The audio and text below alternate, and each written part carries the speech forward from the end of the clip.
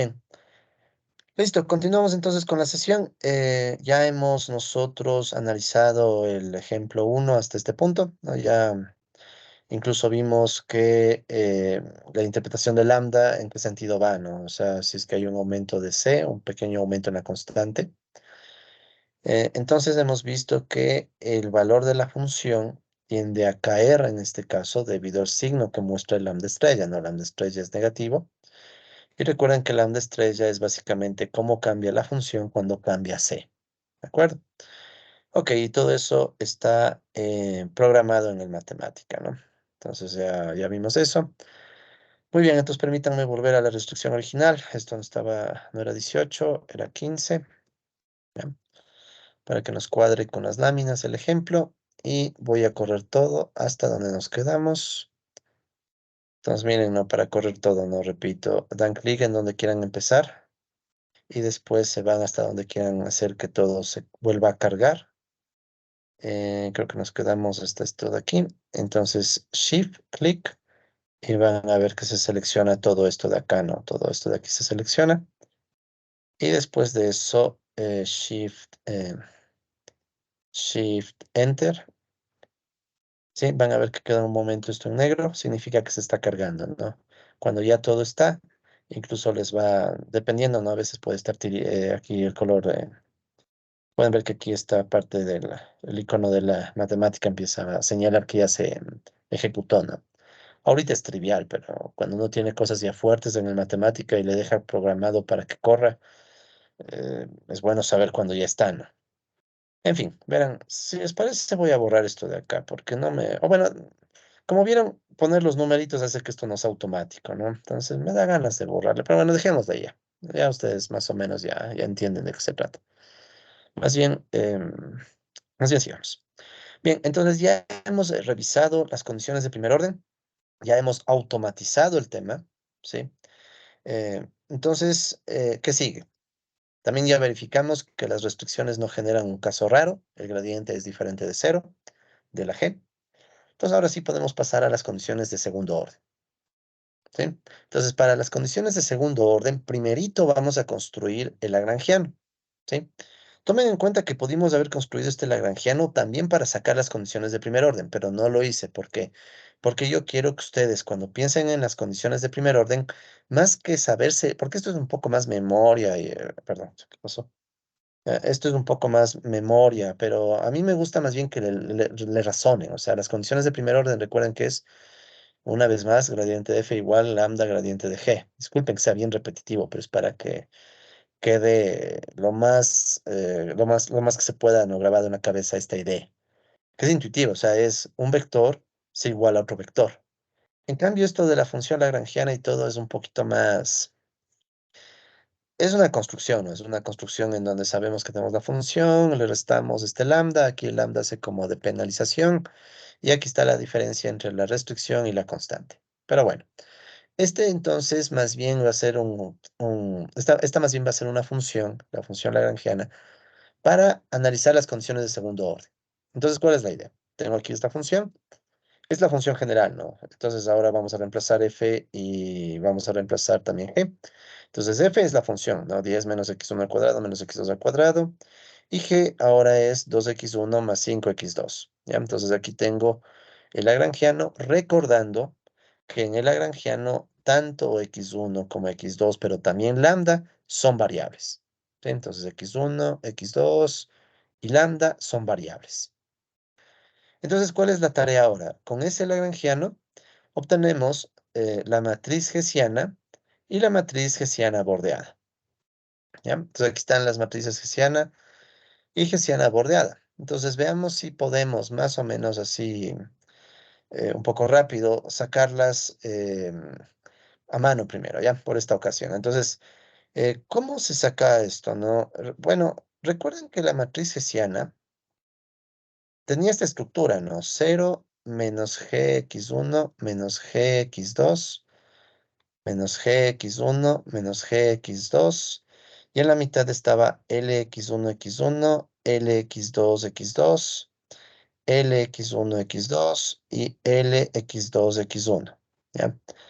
Esa era la hessiana. Y la hessiana bordeada era quitando estos menos en la primera fila y primera columna. Entonces, ok, veamos qué podemos sacar. A ver, ¿qué es gx1, por ejemplo? Gx1, recuerden que es la parcial de g con respecto a x1. Entonces, en este caso, ¿qué es g? G, recuerden que es esta restricción. Bueno, es la función g, ¿no? No es toda la restricción, es la función g, ¿no? Entonces, en este caso, si yo derivo con respecto a x1 solo esta g, me va a quedar 2. ¿Qué es lo que ustedes pueden ver? Perdón, menos 2, no, menos 2. Ah, no, no, sí, 2, 2, 2. ¿Ya? 2. Sí, la derivada es 2. Si yo le reemplazo esto en la hessiana, aquí me va a quedar menos 2. ¿Sí? Este 2 de aquí, si yo le reemplazo en la hessiana, me queda menos 2. Y en cambio, en la hessiana bordeada, recuerden que la... Escribamos nomás, basta ganar confianza con esto. Entonces, la hessiana bordeada es lo mismo, pero quitando los menos en la primera fila y en la primera columna, ¿no? X1, X2, y las L son lo mismo, el X1, X1, el X1, X2, el X2, X1 y el X2, X2. Ya, la hessiana bordeada. Entonces, como pueden ver, todo cuadra hasta el momento, ¿no? La derivada de g con respecto a x1 es 2. Ese 2 va, si es la hessiana bordeada, va directo, ¿no? Por eso es que usamos la hessiana bordeada, porque sacamos la derivada y va directo, ¿no? Entonces va el 2. O si usamos la hessiana original, sería con menos, ¿no? Sería menos 2. Vamos, y también, como saben, tenemos este término y también tenemos el término acá, o sea, este 2 y este 2 por el teorema de Young, la matriz es simétrica. ¿Ya? Entonces, 2, 2 o menos 2 si están con la original. Listo. ¿Cuál es el siguiente término? Sería la parcial de g con respecto a x2. Entonces, esta derivada, en cambio, es ver qué pasa con esto cuando cambia x2. El único término que está ahí es el 5. Y el 5 también vemos que cuadra, ¿no? Entonces, si están con la hessiana bordeada, es 5 aquí, 5 acá. O si es con la hessiana original, menos 5, menos 5. Ya por el menos que está aquí, ¿no? Entonces, menos g. Y ya está. Vamos a ver ahora estas segundas derivadas, ¿no? Por ejemplo, Lx1, x1, ¿ya?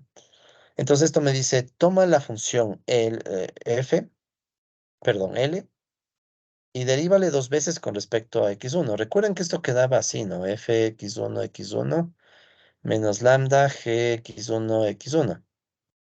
¿Sí? Esto ya lo sacamos, está en nuestros apuntes, ¿no? Entonces, si yo hago esto, ¿cómo me quedaría? La función f derivada dos veces con respecto a x1. Entonces, aquí la única opción es que tenga este x1. La primera derivada me va a quedar menos 2x1 y la segunda derivada va a ser menos 2. Y nada más, porque fíjense que aquí solo tengo x2. Entonces, x2, la primera derivada ya es 0 y se acabó. Menos lambda, ¿qué es gx1, x1? O sea, tomo esto y derivo dos veces con respecto a x1. La primera derivada es 2, pero si le vuelvo a derivar, la derivada de una constante es 0. Entonces, al final todo se reduce al menos 2. Este menos 2, ¿sí? Entonces, es la Lx1x1, que es este menos 2 que está aquí. Que eso sí, ¿no? O sea, toda esta parte de la matriz, tanto la hessiana original como la bordeada, son lo mismo, ¿no? Tienen la misma estructura. Listo, vamos con la otra derivada, sería Lx2, x2. Ya, entonces esto es f, x2, x2, menos lambda por g, x2, x2.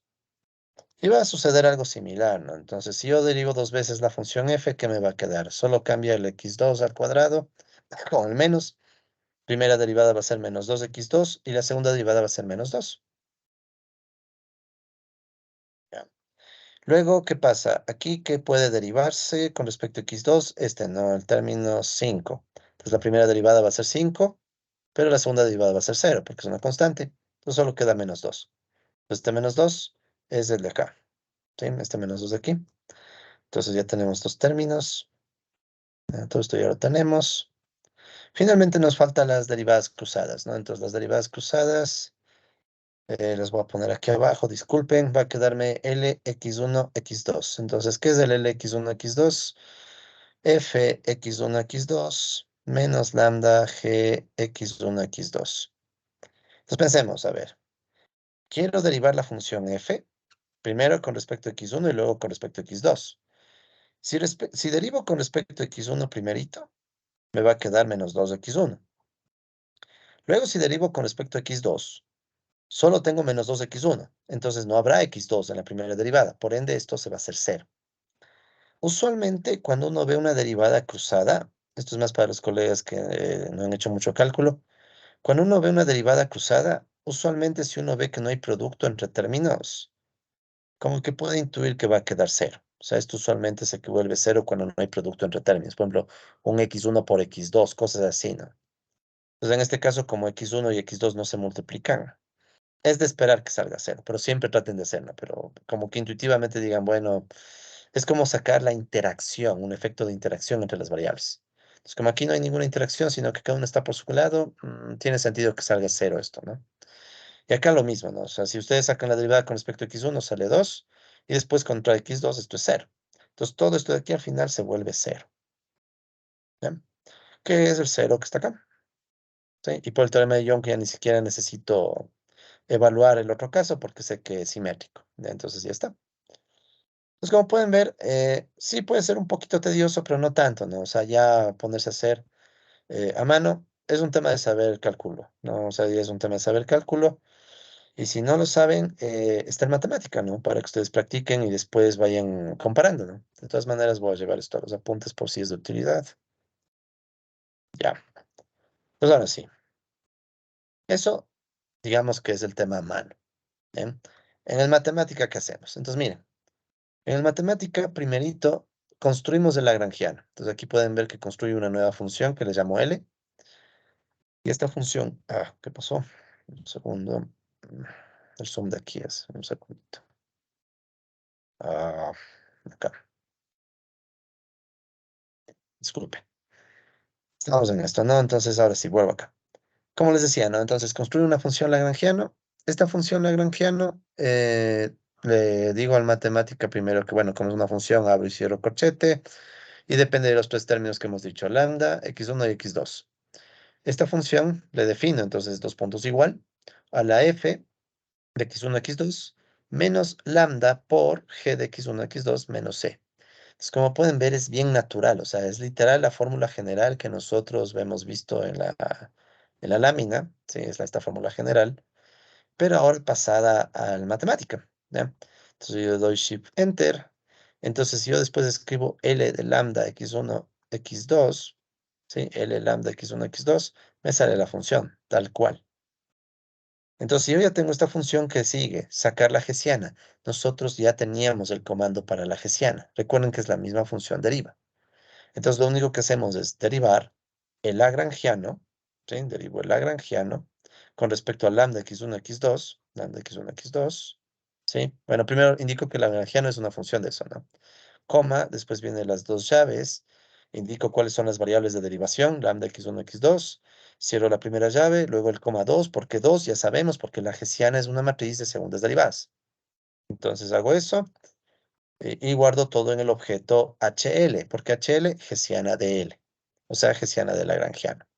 Entonces aquí le damos Shift Enter, y aquí está la hessiana, y si quieren en forma matricial, ya saben, doble slash matrix form, ¿ya? Entonces aquí está exactamente la misma matriz, ¿ya? Está exactamente la misma matriz que es la que tenemos aquí en el apunte, ¿ya? Entonces, como les digo, ¿no? Para los colegas que necesiten ganar confianza en cálculo, todo es eso. Hagan a mano y vayan viendo qué les arroja el matemática. Y ahí van comparando, ¿no? Y ahí van comparando. Y si ven que no les sale, tienen que volver paso a paso a ver en qué punto están fallando. O ya saben, con toda confianza decirme o... eso también les comento, ¿no? O sea, traten de ganar confianza, ¿no? A veces es un tema de practicar. Entonces, claro, a veces uno dice, ¿cómo practico si no sé la respuesta? Entonces, el matemática te ayuda, ¿no? Entonces, vas con el matemática y vas aprendiendo cálculo al mismo tiempo.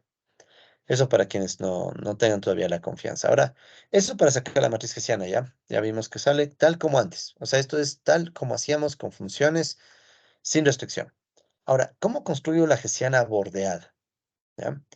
Una opción sería simplemente sacar... miren, hay varias opciones, ¿no? De hecho, aquí les quiero dejar como un reto más de programación. Uno podría construir la hessiana bordeada elemento a elemento, considerando sobre todo que aquí, ahí por ejemplo está yendo el gradiente de G, transpuesto, ¿no? Y aquí está el gradiente de G original. Entonces uno podría construir de esa forma, o sea, construir un gradiente, otro gradiente, Esa es una opción, ¿no? Entonces, ¿qué es lo que voy a hacer yo? Lo que yo voy a hacer es lo siguiente, ¿no? Es de la única forma, es la que se me ocurrió, la más rápida, ¿no? Entonces, verán, aquí hay una serie de unas pequeñas instrucciones que de paso me permiten explicarles más comandos de matemática. Entonces, miren, ¿qué es lo primero que hago? Primero digo, ok, tomo la matriz hessiana original de la L, de Lagrangiano, y le voy a guardar con otro nombre, en otro objeto, ¿sí? Entonces, como decir, ok, tengo este objeto que se llama HL y voy a crear una copia. Y a la copia le voy a llamar HB. Eso no le va a dañar al HL. El HL, o sea, la matriz hessiana L sigue siendo la misma, no se va a dañar. Pero le voy a guardar una copia en otro objeto que se llama HB, ¿sí? Tal vez este primer ejemplo valga hacerlo paso a paso, para que vayan viendo qué sale, ¿ya? Un segundito. Ah, esto es otra cosa que no sé, no creo que les he comentado, ¿no? Si ustedes ponen todas estas líneas de comando de matemática en un solo bloque, todo se va a ejecutar de golpe, ¿no? Sí, ustedes pueden ver que aquí esto está en un solo bloque. Entonces todo se ejecuta de bloque, de golpe cuando yo haga Shift Enter. Entonces, claro, eso lo dejé así porque yo ya sé lo que sale. Entonces, en este caso, ¿qué es lo que voy a hacer? Voy a pegarle en bloques diferentes para ir viendo paso a paso qué sale en esta ocasión, ¿ya? Primero y segundo, ustedes saben que el punto y coma es para que no se vea el resultado. Entonces ahora voy a quitar el punto y coma para que se vean los resultados y ganar una intuición de qué estamos haciendo, ¿no? Entonces en el primer paso, si yo doy Shift Enter, ¿qué es lo que estoy haciendo? Nada más copiando, ¿no? Entonces HL, se va a guardar una copia de HL, pero ahora con el nombre HB, porque HB es Hessiana bordeada, ¿ya? Es la misma, hasta el momento es la misma, ¿sí? Entonces HB es lo mismo que HL. Luego miren lo que hago. Luego digo HB, corchete, corchete 1. Entonces, miren, es como que estuviera seleccionando la primera fila. Recuerden que cuando tienen matrices, si ustedes hacen corchete, corchete 1, están sacando la primera fila. Entonces, ¿qué es lo que le estoy diciendo al matemática que haga en este paso? Tomar la primera fila del HB y quiero que esa primera fila se iguale, ¿sí? O se transforme, si quieren, en menos HL1. Entonces, ¿qué estoy haciendo? Miren, tomo la primera fila de la matriz hessiana original y le multiplico por un menos. Eso va a hacer que el menos afecte a todito el término, los términos. Y luego eso lo pongo en la primera fila de HB. O sea, si yo aquí le doy Shift Enter, ¿qué es lo que pasa? Claro, matemática solo me va a ver el efecto en la primera fila. Entonces, ¿qué estoy haciendo? Cambiándole el signo a la primera fila. ¿Ya? Luego, ¿qué estoy haciendo más abajo? Fíjense, lo que estoy haciendo más abajo es, vamos desde acá, tal vez leerle desde acá es más intuitivo. Tomo la matriz HL, o sea, la hessiana que no le he hecho nada. Fíjense, la hessiana original no le he hecho nada. Estoy trabajando con copia, con una copia, ¿no? Entonces tomo la matriz hessiana original. Voy a tomar todas las filas y la primera columna. Eso significa que estoy tomando esto de acá, ¿sí? Tomo todas las filas, por eso está el all. El all es de todas las filas y la primera columna. ¿Y qué le hago? Le cambio el signo, ¿ya? Que es la idea de la matriz hessiana bordeada, le cambio el signo y eso lo reemplazo en dónde, o sea, se va a reemplazar a la matriz HB, igual, primera columna y todas las filas.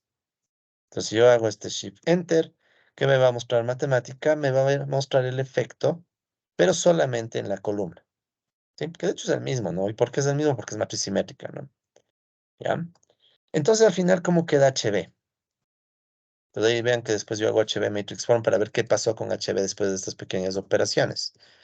Entonces ahí ustedes pueden ver que ya quedó la matriz hessiana bordeada, que es la hessiana original, pero cambiando los signos en la fila y cambiando los signos en la columna, ¿ya? Esta es una forma, la que se me ocurrió, no es la única. Entonces, ¿cuál es el reto aquí? Traten de ver qué se les ocurre. Quizá a ustedes se les ocurre algo más eficiente, buscando en internet. Siempre puede que a alguien se le ocurra algo más eficiente. Aquí repito, yo hice esto porque lo hice rápido, no pensé mucho y quería más bien mostrarles, por ejemplo, el all, quería mostrarles cómo filtrar una fila, cómo reemplazar valores de una fila en una matriz o valores de una columna en una matriz, etcétera. ¿Ya? Claro, esto es muy, muy básico. Por favor, revisen los videos que les he compartido extras para que puedan profundizar más en cómo modificar elementos de una matriz, ¿no? Ok, entonces por esta ocasión dejémoslo así ya para que vayan viendo paso a paso cómo se hace el cambio. Entonces miren, partimos de la matriz hessiana original. No se le ha hecho nada, ¿no? Esta matriz sigue siendo la misma, mira. Shift Enter es la misma, no se le ha hecho nada. sino que hemos trabajado en la copia. Sí, en la copia es donde hicimos las modificaciones. Y la copia es HB, que es la matriz hessiana bordeada, que es la que está acá abajo, ¿no? Entonces, la matriz hessiana bordeada ya está lista. Y lo que decía nuestro recetario, en realidad es Simon y Bloom, ya lo que dicen Simon y Bloom, pero bueno, les puse en la receta, es en definitiva ver el determinante como último paso. ¿Sí? Entonces, en la hessiana bordeada. Puede ser también con la original, da lo mismo, porque recuerden que el determinante no cambia si multiplican por -1 una fila y luego por otro -1 la columna. Es como que los dos -1 se anulan. -1 por -1 es positivo 1, entonces da lo mismo. Pero acostumbrémonos a trabajar con la hessiana bordeada para que de paso sepan que es la hessiana bordeada cuando se topen con libros ya más avanzados. Entonces, el determinante sale 58, ni voy. Podríamos hacer por menores, ¿no? ¿Dónde está mi? Ah, ahí está. O sea, podríamos hacer esta matriz por menores, ¿no? O sea, no la voy a hacer, pero solo cómo sería si quisiera sacar el determinante por menores, ¿no? O sea, el determinante de HB, ¿cómo sería igual? Digamos que tomo la primera fila. Sería 0 por el determinante -2, 0, 0, -2. ¿Sí? Recuerden que cuando uno toma un valor, lo que sobra, o sea, eliminas la fila y la columna de ese valor, ¿no? Y lo que sobra permite sacar el determinante. Más 2 por, ya, sería 2, 5. 0 -2. Ah, perdón, el signo. Recuerden que aquí hay que tener cuidado con los signos, ¿no? Alterna. El patrón de signos. Recuerden que esto era más, menos, más, menos, más, menos, más, menos, más, ¿ya? Cuando ustedes estén sacando determinantes por menores. Entonces sería, esto como estoy en primera fila, entonces los signos son más, menos, más, ¿no? Más, menos, y me quedaría más 5 por 2 menos 2, 5 y 0, ¿ya? Entonces tendría que resolver esto y tendría el determinante. O sea, podríamos hacer a mano, ¿ya? No lo voy a hacer, ya no tengo ni ganas de hacer esto. ¿Por qué? Porque en el matemáticas sabemos que esto es una función. Shift Enter y ya está, 58. Pero debería salirnos, o sea, si hacen por menores debería salirnos, ¿no? Ok, finalmente, determinante positivo. Como este es un problema de maximización con restricción, bueno, perdón, de optimización con restricción, solo con este determinante ya puedo ver qué mismo es nuestro resultado. Ojo, esto es válido para dos variables y una restricción. Ya vamos a ver qué pasa en el caso general. Entonces, como este determinante es positivo, concluimos que este punto sí es un maximizador. Ya lo veíamos en la gráfica, ¿no? O sea, ya en la gráfica teníamos una idea de que ese punto, creo que no era el mejor ángulo este, pero bueno, ese punto es el maximizador, ¿no? Pero ahora ya tenemos evidencia analítica, o sea, está demostrado que es el maximizador, ¿ya? Eh, Entonces, no sé si tengan tal vez alguna pregunta. Entonces ahí estaría completo el ejemplo, ¿no? Con esto ya queda completo este ejemplo. Claro, nos demoramos un poco porque este es el primer ejemplo, paso a paso. Ya vamos a hacer unos cuantos ejemplos más y van a ver que esto no es tan, o sea, es mucho más ágil, sino que, bueno, como es primer ejemplo, paso a paso, ¿no? ¿Preguntas?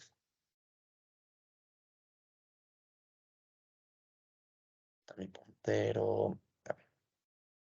Creo que no. Entonces, bueno, ahí se cerró este primer ejemplo, ¿no? Entonces ya podemos pasar a un segundo ejemplo. Permítanme solo tomar un poco de agua.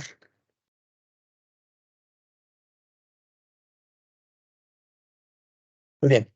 Entonces vamos a un segundo ejemplo y vamos viendo cómo este proceso ya automatizado se vuelve más ágil, ¿sí? Porque para eso estamos automatizando, ¿no? Para ganar agilidad. Entonces vamos a un segundo ejemplo. Entonces consideremos un nuevo problema de optimización. Ahora miren, ahora queremos minimizar esta función, ¿ya? Igual, dos variables, ¿sí? Dos variables. Y ahora nos dicen que tenemos una nueva restricción, g de x1, x2, que es igual a x1 más x2 igual 6.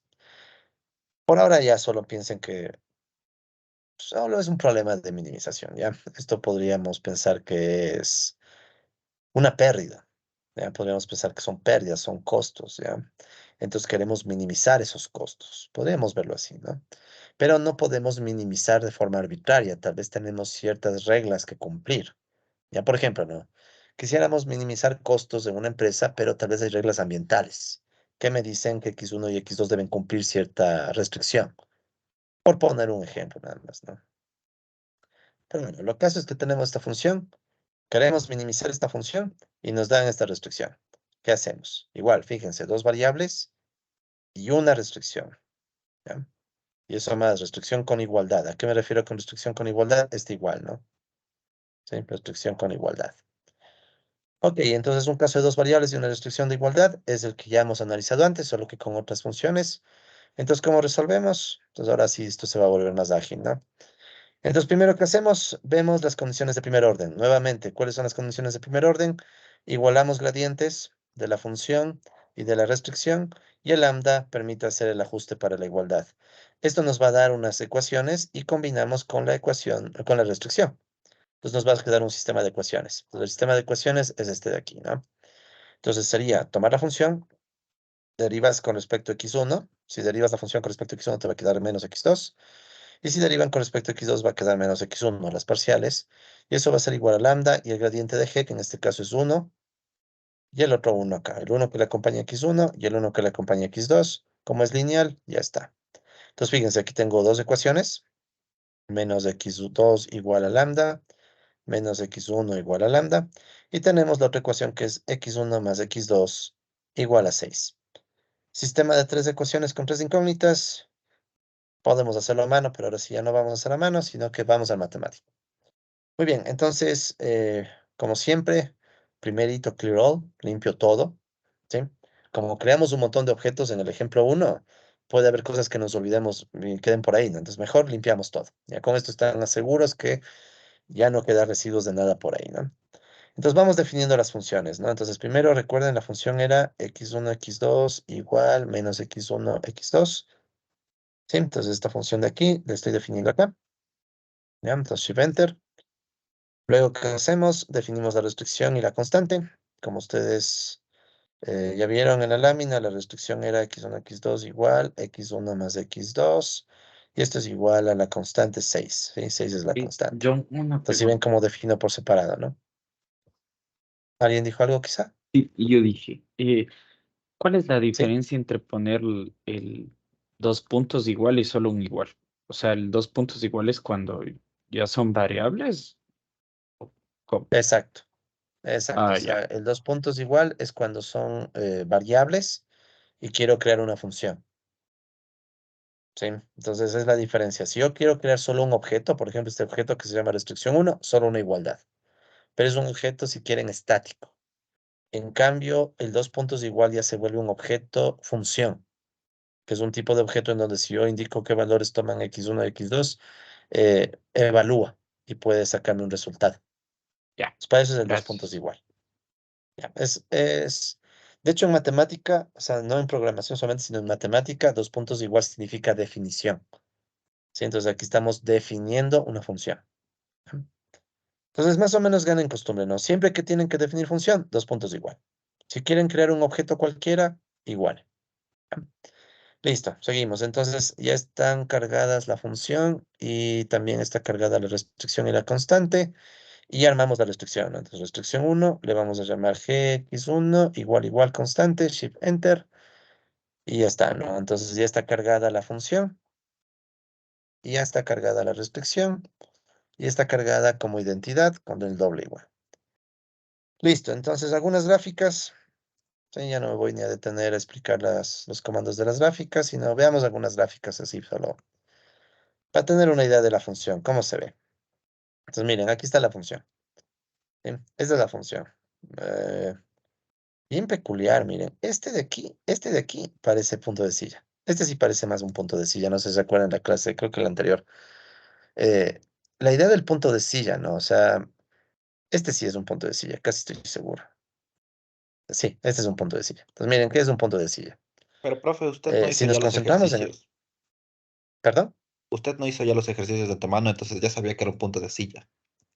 Eh, pero también tengo mala memoria, hago otras cosas y entonces ya no me acuerdo qué hice. Ah, ¿No les bueno. pasa a ustedes que a veces no se acuerdan lo que hacen? Ya cuando ven se acuerdan. No, profe, la Es verdad algo no me pasa.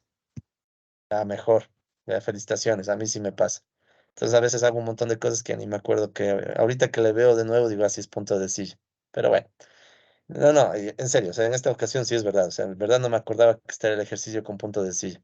Pero bueno, entonces miren, bueno, todo tiene un propósito, ¿no? Yo siempre hago las cosas con un propósito, creo. En fin, en fin. Entonces, ¿cuál es el punto de silla? El del centro, ¿no? Entonces, miren, ¿por qué es punto de silla? ¿Ya? Recuerden, esta era la función que queremos minimizar, ¿no? F de x1, x2 igual menos x1, x2, ¿no?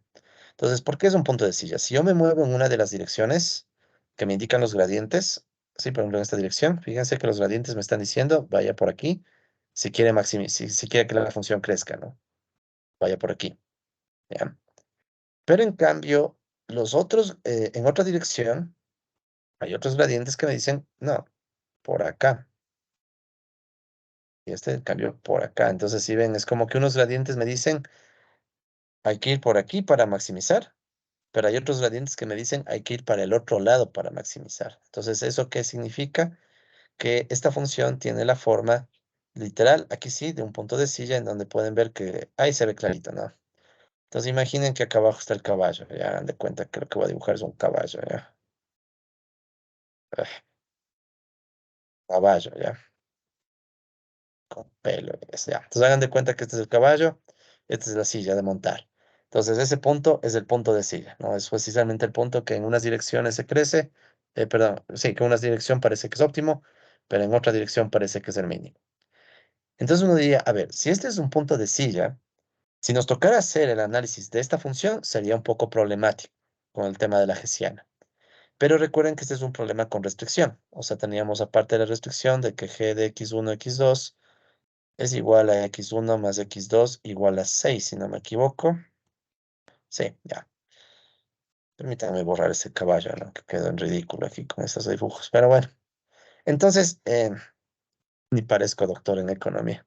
En fin, entonces, ¿qué hacemos? Ahora le combinamos la restricción, ¿no? Si yo le pongo la restricción, como esta también es restricción lineal, miren que también sale un plano, ¿no? Entonces, esto es bien llamativo, ¿no? Si bien la función original tiene un punto de silla, el de acá, cuando yo ya le pongo la restricción, sabemos que ya no debo fijarme en toda la función. Debo fijarme solo en la función que está cortando al plano, porque el plano es la restricción, ¿no? Entonces, este de aquí, pésima elección de colores, pero bueno, em, ¿ya? El plano es la restricción, ¿no? Este plano es esta restricción, que está, es lineal. Entonces, miren, este plano, aquí sí veo que en la región donde se cruza el plano con la función, hay un mínimo. O sea, ahí sí visualmente se ve que aquí parece que hay un punto mínimo, ¿ya? Entonces pasa esto porque justo la restricción está cortando a la gráfica de la función en esa región. Si el plano hubiera cortado en otra dirección, capaz que ahí vuelta tendríamos un máximo.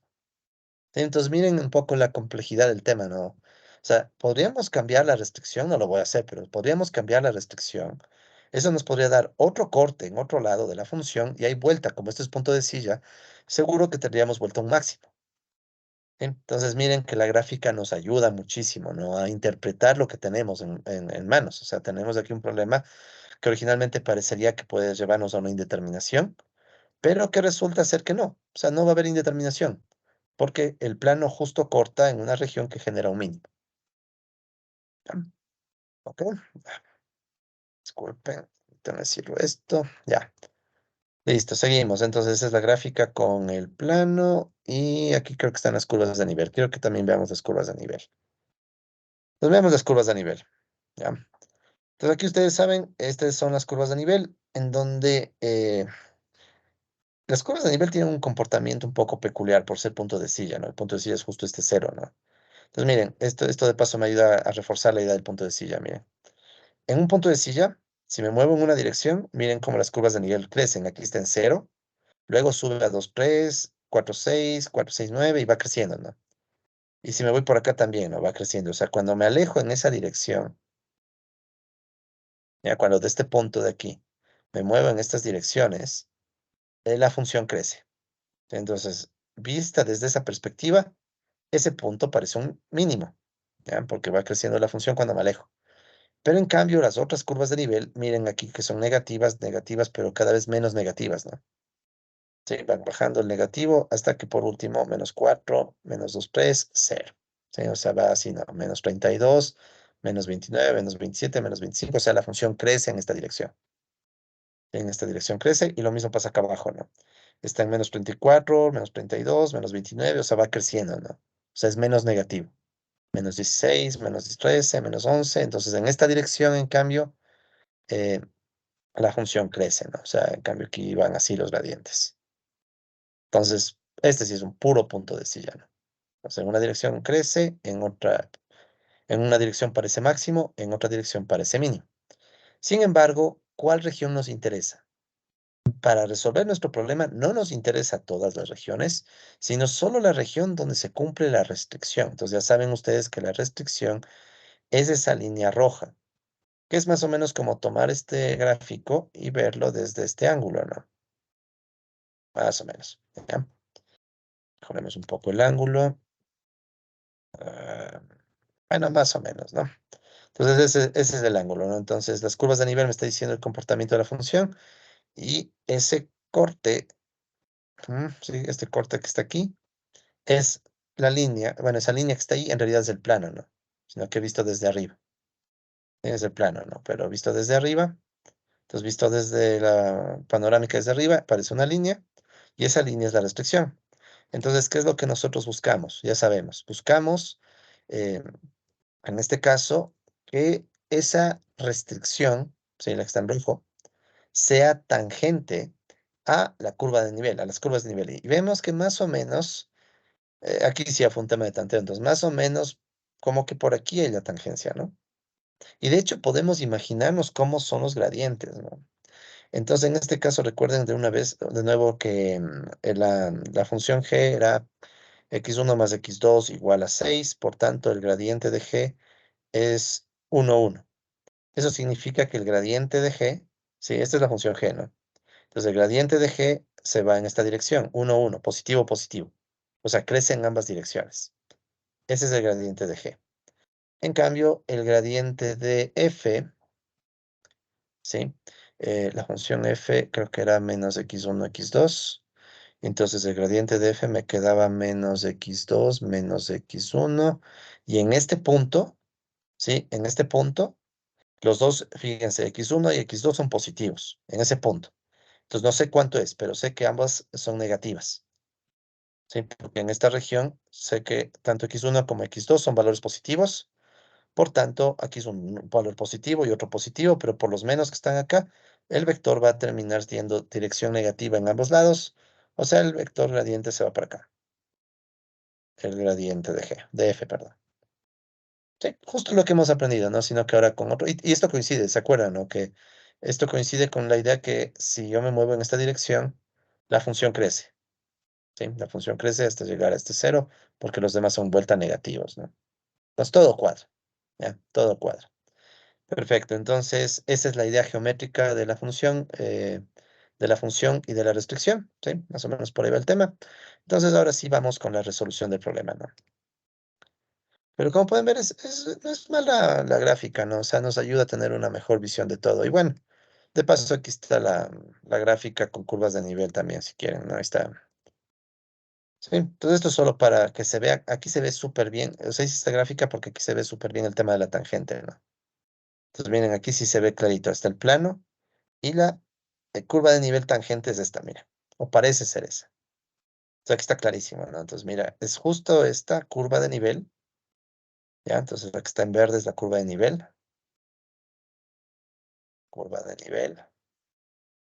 Y esa curva de nivel, ¿ya? Le topa al plano en un punto. ¿Sí? Le topa el plano en un punto.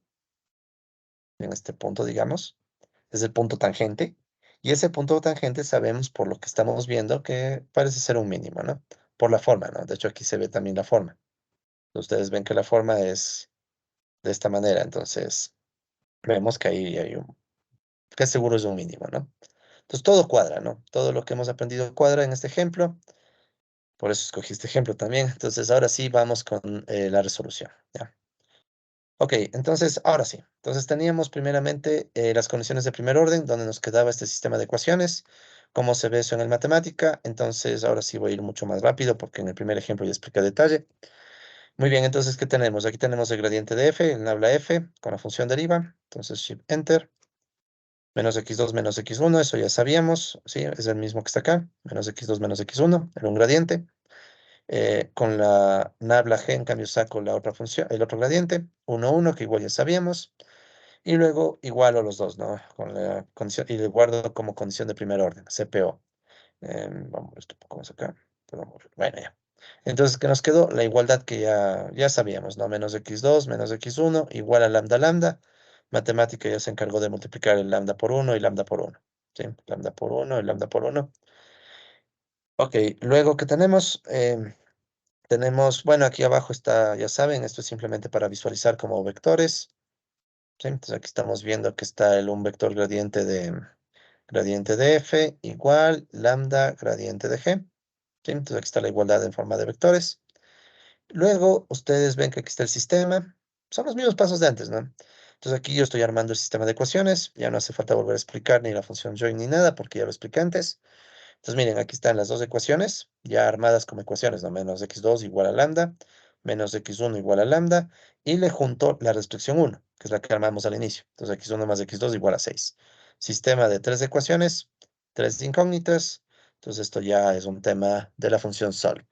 Entonces aquí uso solve del sistema, indico las tres variables, guardo todo en el objeto punto crítico, bueno, p crítico, le damos shift enter, y aquí están los resultados, perdón. Los resultados diciéndome que lambda es menos 3, x1 es 3 y x2 es 3. Y miren, lambda menos 3. Esto hace sentido. ¿Por qué? Porque si ustedes recuerdan nuestro grafiquito, x1, x2, era muy parecido a lo que estoy haciendo ahorita, ¿no? Estaba aquí la curva de nivel y la restricción estaba por acá. Bueno, más o menos.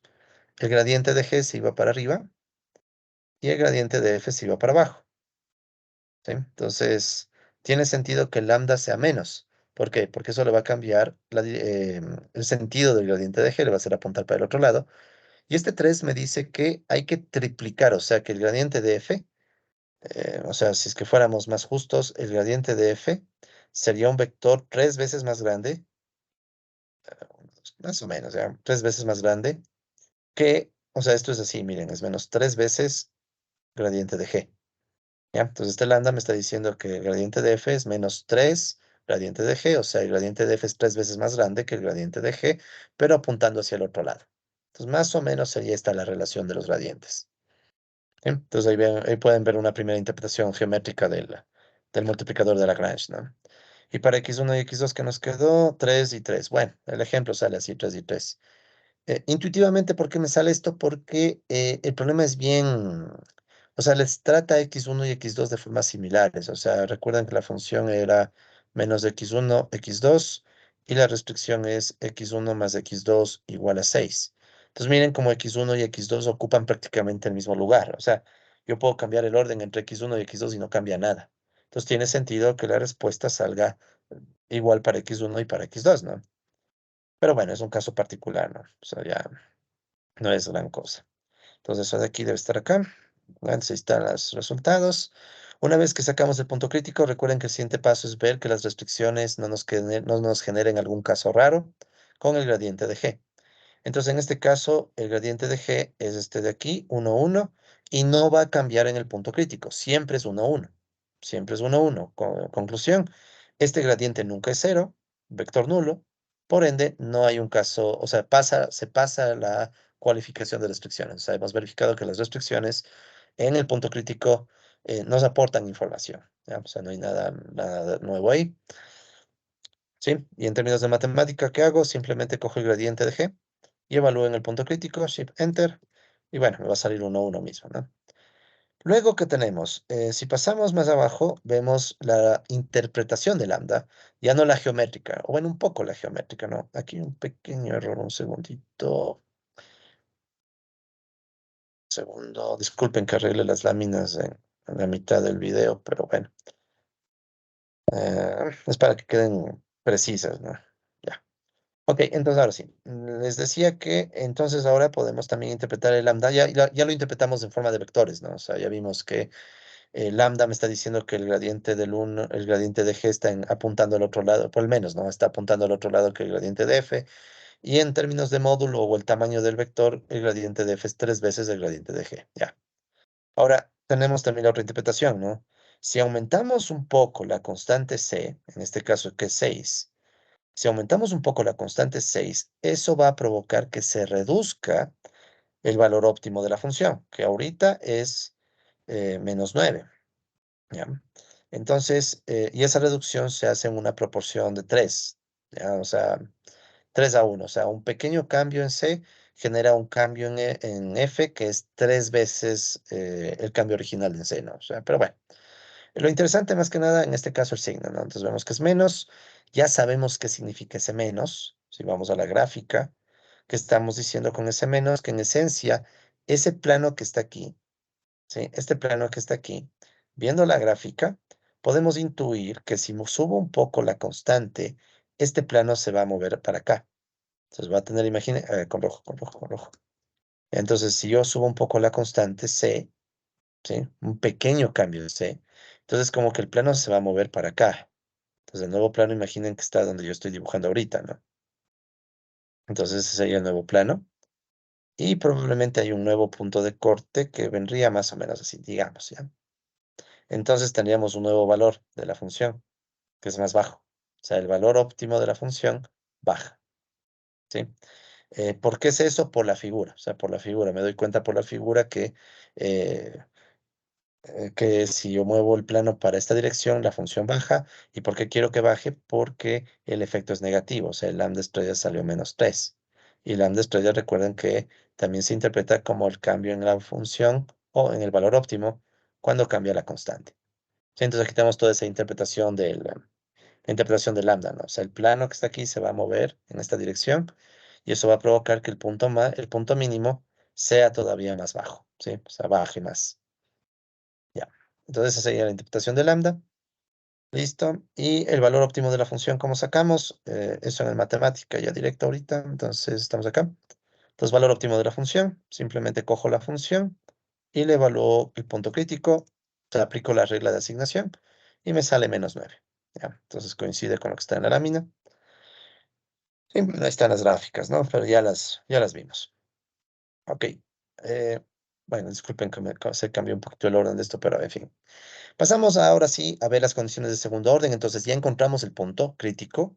Por la gráfica intuimos que es mínimo, pero debemos verificar por completo que es mínimo. Entonces van las condiciones de segundo orden.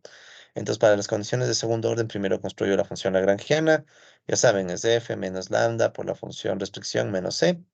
En este caso f era x1 y x2 negativo, ¿sí?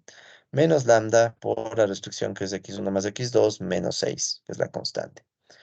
Ok, entonces para este lagrangiano construimos la matriz hessiana y la hessiana bordeada. Entonces la hessiana sale estos números, ya saben, dobles derivadas en todo lado. Siempre el primer término va a ser 0, siempre. Eso es la hessiana original y la hessiana bordeada es la misma, pero cambiando los signos de la primera fila y la primera columna. Y estos unos, no olvidar que estos unos de aquí representan el vector gradiente de G transpuesto. ¿Sí? Que sale precisamente 1, 1, ¿no? Porque si vemos la restricción es 1 aquí y 1 acá, ¿no? Entonces justamente es del 1, 1. Justamente por eso teníamos que ver la cualificación de restricciones, para que no nos quede aquí 0, 0, 0, 0 y se nos murió el tema. ¿Sí? Ahí sí murió, porque el determinante va a salir 0. Entonces ahí sí, en esencia, tenemos un caso bien raro, ¿no? Pero no, no es el caso. Bien, entonces, ¿cómo sacamos esas matrices hessianas? Sí, entonces aquí ven que está construido primero el lagrangiano. ¿Ya? Entonces aquí está la función lagrangiana. Le damos Shift Enter y vemos que tiene la estructura que necesitamos. Sí, entonces ya saben, ¿no? La función depende de lambda, x1, x2. Dos puntos igual, creo la función. La f depende de x1, x2. Lambda por g que depende de x1, x2, etcétera. Ya hemos visto esto. ¿Ya? Muy bien, entonces, ¿cómo sacamos la hessiana? Recuerden que es la hessiana de la lagrangiano, ¿no? De la L. Sí, la hessiana de L. Entonces derivamos, sacamos la segunda derivada de todo esto, indicando que las variables de derivación son lambda, x1, x2, y le guardo como el objeto HL, y ahí está la hessiana, ¿ya? ¿De acuerdo? Entonces aquí vemos que está la hessiana, y la hessiana bordeada, ¿cómo la obtengo? Con estas transformaciones pequeñitas que se guardan en la matriz HB. Transformaciones que expliqué, ¿no? En el ejemplo anterior. Entonces ya saben, primero copiamos la matriz, ¿sí? Entonces la HL es la hessiana original. Le copio en un objeto que le llamo HB, que va a ser la hessiana bordeada. Todavía no es la bordeada. Tengo que hacer las transformaciones. La primera fila de HL multiplicada por menos la pongo en la primera fila del HB. Y la primera columna del HL, le resto, perdón, le multiplico por menos y le guardo en la primera columna de HB. Ya, entonces la hessiana bordeada cumple con nuestro deseo de que primera fila y primera columna se cambien los signos. Y finalmente verificamos que el determinante de esta matriz es negativo. ¿Sí? Entonces este sale de esta función, determinante de HB negativo. Y y ese determinante negativo, siguiéndoles a Simon y Bloom, sabemos que significa que este punto es el minimizador. Entonces ya no hay dudas. Lo que nos decía la gráfica es correcto. Este es el punto que resuelve el problema, en este caso de minimización. ¿Sí? Entonces, si por ejemplo les hubieran puesto el problema como maximizar menos x1 y x2 sujeto a la restricción g igual x1 más x2 igual a 6, en realidad estaría mal planteado el problema, porque no es una maximización, sino en realidad es una minimización. ¿Ya? Ahora, ojo, toda minimización se puede escribir como una maximización. ¿Cómo? Simplemente coges esto, le pones max y el menos le multiplicas, o sea, la función original le multiplicas otra vez por menos, o sea, le cambias de signo, x1, x2. Si en vez de resolver este problema con minimización y al menos, resolviéramos el problema con maximización y esta función cambiada de signo, nos va a dar lo mismo. Pero claro, el determinante va a cambiar de signo, va a volverse positivo. ¿Sí? Entonces, en la práctica muchas veces solo resolvemos maximizaciones. O sea, cogemos este problema de minimización, le cambio el signo a la función y ya es un problema de maximización y va a salirme lo mismo. ¿Sí? Entonces va a salirme lo mismo. Entonces, claro, me va a salir que en vez de minimizador es maximizador, pero ahí tengo que entender, ¿no? Que es la maximización de la función cambiada del signo. ¿Ya? Por ahí creo que tengo un ejemplo donde se habla más de esto, así que no me detengo en esto mucho más. ¿Alguna pregunta quizá? Si no, para pasar a otro ejemplo. Cada vez vamos a ir más rápido, ¿no? Entonces, preguntas, quizá.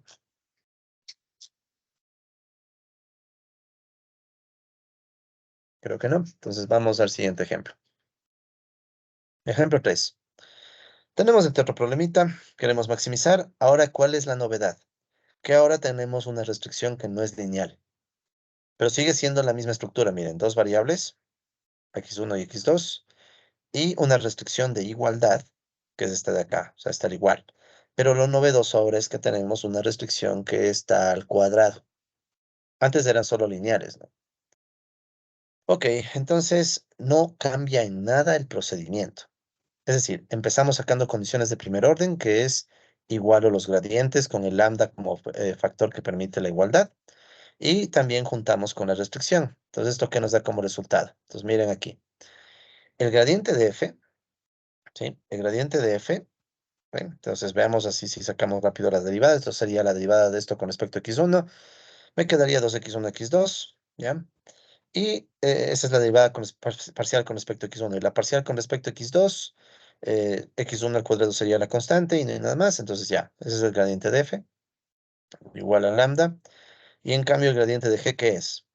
Entonces, miren, la primera derivada, la derivada parcial con respecto a x1, ¿qué va a pasar? Este x2 no juega, se hace 0. Y aquí tengo 2x1 al cuadrado. El 2 baja, 2 por 2, 4. Y x1 a la 2 menos 1, 1. 4x1. Y el mismo gradiente con respecto a, perdón, la misma función con respecto a x2, la parcial que me queda. X1 ahora es el que no juega, esto no vale, se hace 0. Y aquí, ¿qué va a pasar? Baja el 2 y me queda x2 a la 2 menos 1, 1. Listo. Entonces, miren lo que cambió. Como esta restricción ya no es lineal, ahora el gradiente de g también depende de x1 y x2. En los ejemplos anteriores, si ustedes recuerdan, esto no pasaba. El gradiente de g nos quedaba solo números. ¿Esto por qué sucede? Porque ahora tenemos una restricción no lineal. ¿Ya? Entonces tenemos eso. Y luego también debemos considerar la restricción. Entonces tenemos un sistema de tres ecuaciones. La primera ecuación es 2x1, x2 es igual a lambda por 4x1. La segunda ecuación es x1 al cuadrado igual a lambda por 2x2. Y la tercera ecuación es 2x1 al cuadrado más x2 al cuadrado igual a 3. Este es un sistema de 3 ecuaciones, 3 incógnitas, pero no lineal. ¿Sí? Sistema no lineal. Al ser un sistema no lineal, ¿ya? Ser un sistema no lineal, ¿por qué? Porque aquí tengo una multiplicación, aquí está el cuadrado, aquí también está en el cuadrado.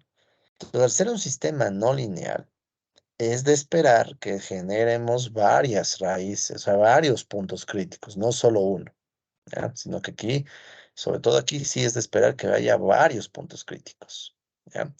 Entonces, ponernos a hacer esto a mano ya no tiene ni sentido. O sea, esto sí ya es un problema mucho más complejo. Así que ahí sí, en matemática. Entonces, seguimos, ¿no? Em, entonces, vamos ahora sí. Ejemplo 3 pero en matemática, ¿no? Entonces, limpiamos de nuevo todo. Clear all, Shift Enter. Construyo la función f, Shift Enter. Entonces, la función es x1 al cuadrado de x2. ¿Sí es esa la función? Ya, sí. X1 al cuadrado de x2. Y construimos la restricción. Entonces aquí pueden ver, ¿no? Que la restricción está 2x1 al cuadrado más x2 al cuadrado. Le guardo una función g y la constante es 3. Y armamos la restricción, ¿no? O sea, armamos esta restricción, Shift Enter. Y ahí está nuestra restricción que ahora es no lineal. 2x1 al cuadrado más x2 al cuadrado igual a 3. ¿Cómo se verá este problemita? ¿Ya? Entonces, fíjense, es una restricción no lineal. Cuando la restricción era lineal, veíamos un plano. Entonces, ¿qué pasa si ahora la restricción es no lineal? Veamos, ¿no? Shift Enter. Vamos viendo primero la función. La función es esta cosa, ¿sí? Que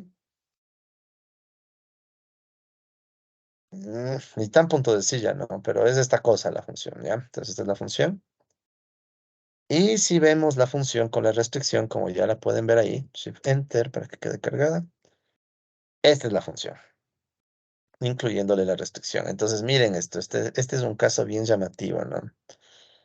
¿Ya? Para que más o menos veamos que podemos tener de todo, ¿no? O sea, dependiendo ya las funciones.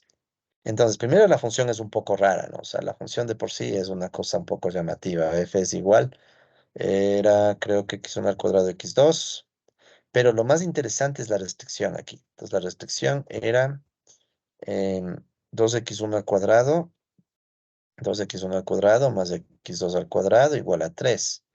Entonces, resulta ser que si vemos la restricción tiene esta forma, ¿no? O sea, es como que fuera un cilindro, ya no es un plano, miren, es un cilindro que le atraviesa la función justo en la mitad, ¿no?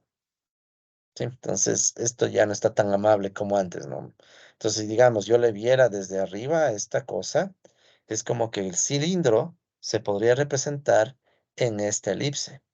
Ya no tengo una línea, ¿no? Antes la restricción era una línea, ahora la restricción es una elipse provocada por una función no lineal. Aquí ni vale la pena sacarla, despejar x1 o x2. ¿Se acuerdan que alguna vez hablamos de eso, no? O sea, en ejercicios donde esto es lineal, podría despejarla una variable y reemplazar y se vuelve un problema de una variable. Aquí ya no. Aquí yo ya no puedo despejar x1 o x2 y reemplazar, sino, bueno, podría reemplazar x1 al cuadrado, ¿no? Pero la verdad no me gustaría hacer eso, ¿no? Les voy a ser sincero, porque ven que el comportamiento ya es más complejo. O sea, el comportamiento de por sí es más complejo. em, ¿Ya? Si nosotros vemos las curvas de nivel, ya más o menos intuimos que nos va a quedar. Entonces, miren, aquí está la gráfica de las curvas de nivel y la restricción. Entonces, ahora la restricción ya no es una línea como antes. Sí, ahora tenemos que la restricción es esta función. Miren lo bonito de matemática, ¿no? Pongo el cursor encima de esto y ya me sale la ecuación. Entonces, aquí está la restricción y aquí están las curvas de nivel. Entonces, aquí viene el problema de primero, ¿cuántas tangentes hay? Visualmente vemos que aquí hay una, hay dos, hay tres, hay cuatro.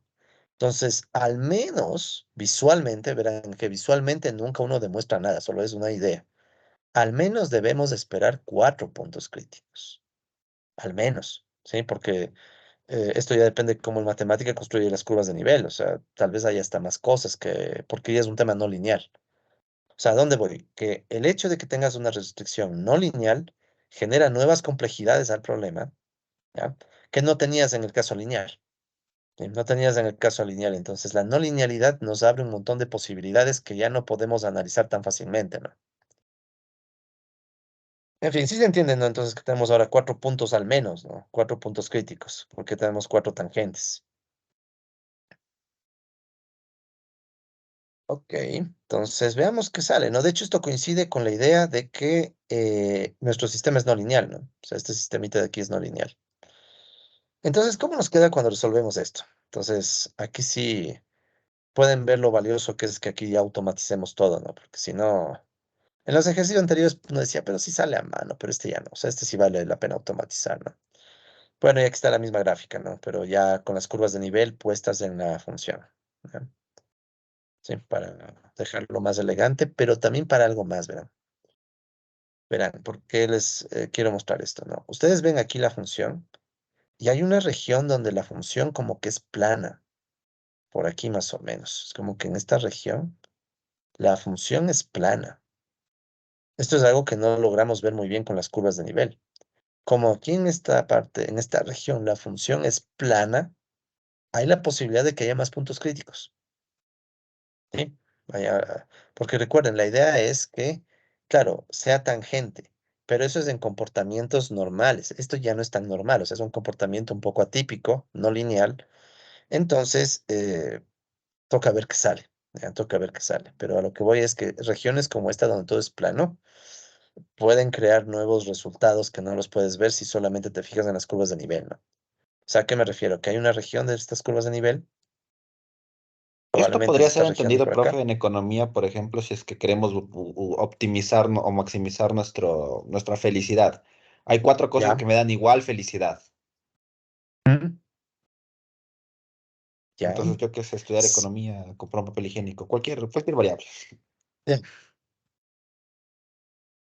Por ejemplo, podría ser algo así, ¿no? Digamos que en efecto este F es un índice de bienestar, ya, para no decir felicidad.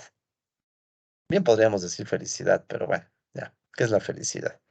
Digamos de bienestar, ¿ya? Entonces, este digamos que es nuestra función de bienestar. Ahora, ¿qué sería esta G? Les voy a poner un ejemplo que podría ser, ¿no? Digamos que esta G, recuerden que la G es restricción, ¿no? ¿Qué tal si esta G es, en cambio, un indicador de la moral, por decir, ¿ya? Moral. Los O sea, al profe economistas no le nos gustó mi indican. ejemplo de felicidad, pero pone una restricción de moralidad. Sí, sí, soy bien contradictorio. Eh, lo que pasa es que me parece más interesante verle a la moral como una restricción. ¿En qué sentido, por ejemplo, no? Pero los economistas todo el tiempo nos inventamos índices y respetamos a las otras ciencias sociales, no estudiamos historia, nos importa un rábano la sociología, antropología, entonces nosotros solo inventamos índices porque a veces nos levantamos con las ganas. Y es verdad, ¿verdad? Es verdad. Fuera de broma, sí pasa que a veces los economistas no respetamos el hecho de que otras ciencias sociales ya han estudiado mucho mejor ciertos temas. Por ejemplo, los antropólogos. O sea, a veces veo que los economistas hablamos mucho de ciertos temas que los antropólogos saben más, o los sociólogos. Pero bueno, ya. En fin, digamos que a un economista se le ocurrió decir, ok, digamos que para esta persona, ¿ya? Esta persona tiene un índice de bienestar, pero también tiene una restricción moral. ¿Y cuál es la restricción moral? Que la combinación de los bienes tiene que cumplir este índice, 3, digamos. ¿Ya? O sea, digamos que su moral le da para máximo que esto llegue a 3.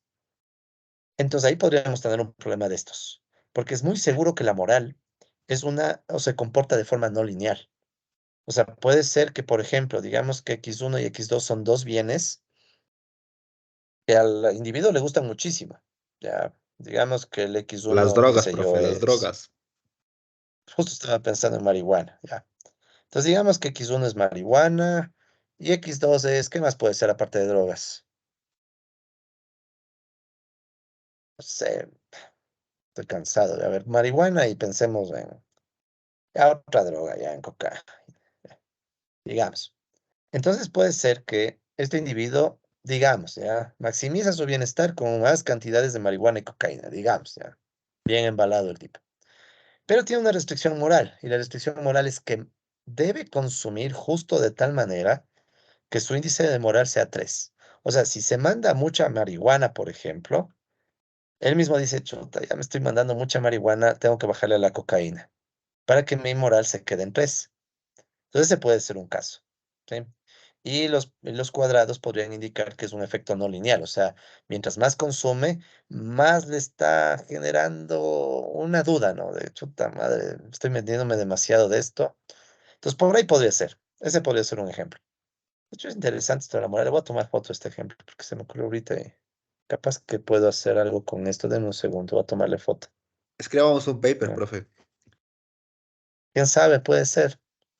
Pero bueno, ahorita quiero salir de esto. Pero es interesante la idea, verán, porque les juro, o sea, si ustedes buscan, va a ver que hay discusiones económicas sobre la moral. O las instituciones, podríamos pensar que esta restricción es una restricción institucional. Ahí sí llámenle a Acemoglu. Pucha, Daron Acemoglu es un economista de esos que bestia, habla de un montón de La cosas así, policía. de instituciones. Ah, La policía, profe, la policía. Acemoglu.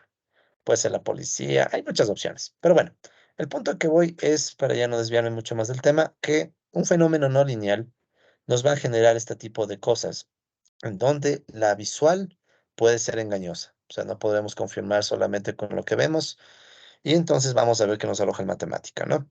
Nos vamos con las condiciones de primer orden. Entonces, con las condiciones de primer orden, nos vamos a sacar primero el gradiente de f, ¿sí? Ahí está el gradiente de f, luego el gradiente de g. Entonces tenemos los dos gradientes, ¿no? El gradiente de f, el gradiente de g, ya saben cómo salen. Y la CPO, que es la condición de primer orden, que es la igualdad de los gradientes, usando el lambda como el factor que permite igualar. Sí, aquí lo pueden ver a esta igualdad en términos de vectores. Sí, entonces ahí está la igualdad de los dos gradientes, del gradiente f. Espero que le terminen soñando esta ecuación, gradiente de f y gradiente de g, con el lambda como el que permite la igualdad. Y acá abajo tenemos el tema de la restricción, ¿no? ¿Qué digo? Del sistema, ¿no? O sea, aquí está todo el sistema lineal, no lineal, perdón. Entonces, miren, un sistema no lineal, uno dice a mano, ya ni para qué me meto a hacer. Dejemos que saque el matemática los resultados. ¿Y qué nos arroja el matemática? Esa maravilla, miren. Entonces, matemática nos arroja todos estos resultados. Entonces, aquí podemos ver que hay 1, 2, 3, 4, 5, 6 puntos críticos. Entonces, miren, en este problemita, la no linealidad, el hecho de tener unos cuadrados en la restricción, ¿sí? En la función original no es tan grave, pero en la restricción, el hecho de tener una no linealidad provoca que surjan 6 puntos, ¿ya? Entonces, antes de nada, este es un mensaje, ¿no? Es el mensaje de, colegas, cuando ustedes quieran plantear sus propios problemas, de hecho, capaz que les voy a pedir que me pongan solo un ejemplo de un problema que se les ocurra a ustedes. Uno se puede embalar, ¿no? Con elevado en el cuadrado, rendimientos marginales decrecientes. Por ejemplo, si quisiera poner algo con rendimientos marginales decrecientes, podría poner un x2 la raíz. Esto ya podría ayudarme a sacar rendimientos marginales decrecientes. O sea, me puedo emocionar, hacer todo lo que quiera.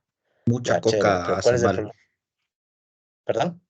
Mucha coca ya no te da tanta felicidad. Claro, o sea, ahí en cambio es lo contrario. O sea, a medida que yo consumo más, como que se satura, ¿no? O sea, sería, no sé si con la droga, pero con otros bienes más convencionales podría pensarse, ¿no?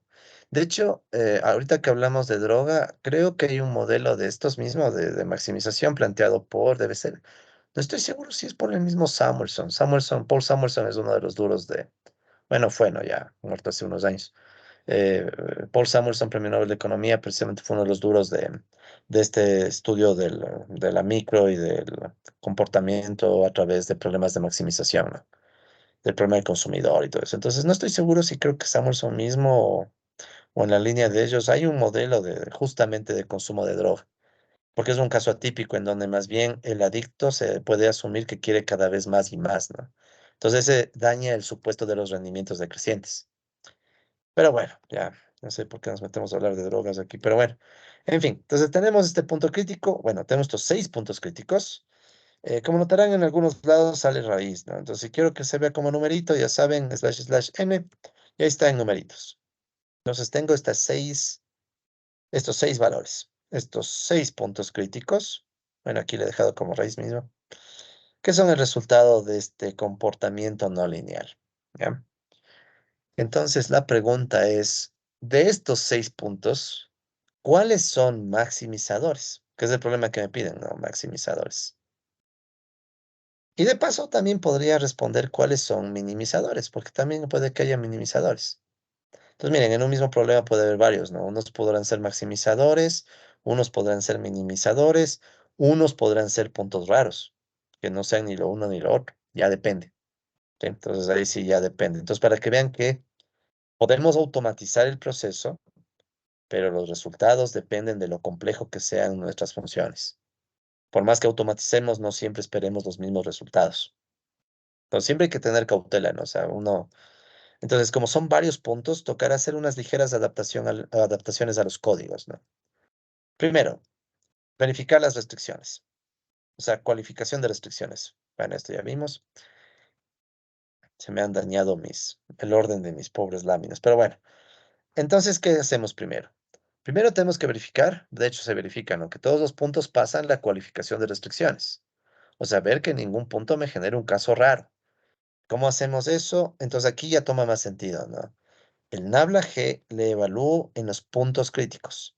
Recuerden que nabla G es el gradiente de G, pero el gradiente de G ahora ya depende de x1 y de x2, por no linealidad. Entonces, ¿qué puedo hacer? Puedo tomar este gradiente y evaluarle en los puntos críticos. Noten que ahora les llame P críticos, ya no P crítico, ¿no? Sino P críticos para acordarme que son varios. Entonces, esta es una característica bien chévere en matemática. Miren, si yo solo hago esto, que es bien parecido a lo que tenemos en casos anteriores, ¿qué hace el matemática? Coge todas estas 6 reglas de asignación, porque son 6, ¿no? Coge estas 6 reglas de asignación y cada una le aplica la función. O sea, el matemática coge primera regla de asignación, evalúo en habla y veo que sale. Segunda regla, bueno, pues, o sea, entonces, para esta primera regla, el matemática coge, la evalúa, saca este resultado. Vamos a la segunda regla de asignación, el matemática coge, evalúa, saca este otro resultado. Y así con todos. Entonces, ¿qué estamos viendo? Que el matemática logra, ¿sí? A través de esto, sacarnos varios gradientes. Cada gradiente de G está evaluado en un punto distinto, ¿sí? Entonces, este es el gradiente de G, ya, por poner solo este ejemplo, ¿no? Este amarillo es el gradiente de G cuando reemplazo x1 estrella igual a -1 y x2 estrella igual a -1 también. Es el ejemplo en amarillo. O también podemos coger el ejemplo en verde, este de acá. Este sería el gradiente de G, pero cuando hacemos que x1 estrella sea igual a -1, estoy cogiendo por si acaso estos valores, ¿no? Este -1 es este de aquí, este otro -1 es el de acá, y este -1 es el de acá, el de aquí, y tenemos el otro x2 estrella igual a 1. Y así con los 6 casos. Entonces, ¿qué estamos viendo? ¿Qué matemática nos arroja los resultados de golpe? Imaginen lo que fuera estar reemplazando uno por uno, ¿no? A mano, ya, eso no es de Dios, ¿ya? No es de Dios. Y eso que soy ateo, ¿ya? Pero no es de Dios. Entonces, ¿cuál es la idea? Que veo los resultados y vemos que estos 6 gradientes, ninguno es nulo. O sea, ¿qué sería nulo? Que nos quede un 0, 0. Ustedes ya saben que si nos queda 0, 0, se daña. La matriz hessiana se daña. Pero no, ninguno nos quedó nulo. Entonces, los 6 puntos pasan la cualificación de restricciones. O sea, ninguno nos debería generar un caso raro. Pues ya eso ya es un paso positivo, ¿no? Entonces ya tenemos eso, ¿sí? Ahora tenemos que saber cuáles son los puntos maximizadores y cuáles son los minimizadores. Y para eso hay que estudiar el lagrangiano, ¿ya? Entonces aquí pueden ver el lagrangiano. El lagrangiano no es nada del otro mundo, es lo que ya sabemos. La función menos lambda por la restricción menos la constante. Ya eso en matemática, ¿cómo nos queda? Pues aquí está, ¿no? Tenemos el lagrangiano. Miren, no cambia en nada. O sea, es la misma. Este sí es lo mismo, ¿no? O sea, de hecho, ¿qué es lo que ha cambiado? Denme un segundo. Lo que ha cambiado es que le he llamado puntos críticos. No ha cambiado mucho más. Y que salen varios resultados.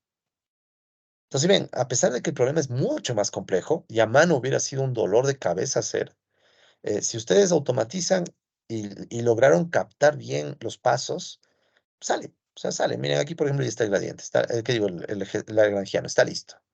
Entonces, es un lagrangiano que tiene varios elementos cuadrados, pero no nos complicamos. Simplemente, ahora sí, saquemos la matriz hessiana y, de hecho, ya la bordeada. ¿Ya? Entonces, miren, cuando hacemos esto ya saqué en matemática. Podríamos sacar a mano, pero ¿para qué ya ahorita? Entonces, aquí está la hessiana. Sí, ahí está la hessiana, que ya saben cómo sale. Derivo L, la segunda derivada, indico que lambda x1 y x2 son las variables de derivación. Y luego la hessiana bordeada con la transformación de los ejemplos anteriores. Cambio la primera fila, cambio la primera columna y trabajamos con la bordeada para hacerlo estándar. ¿Bien? Entonces, ¿qué notamos aquí? Vemos que en este caso, esta hessiana ya depende de las x y de lambda. ¿sí? O sea, la hessiana ahora depende de lambda y de las x, cosa que sucede por la no linealidad, primero, ¿no? Y segundo, sucede porque, recuerden, nuestra función original era, ya ni me acuerdo cuál era la función original, ¿dónde estaba? Por acá arriba.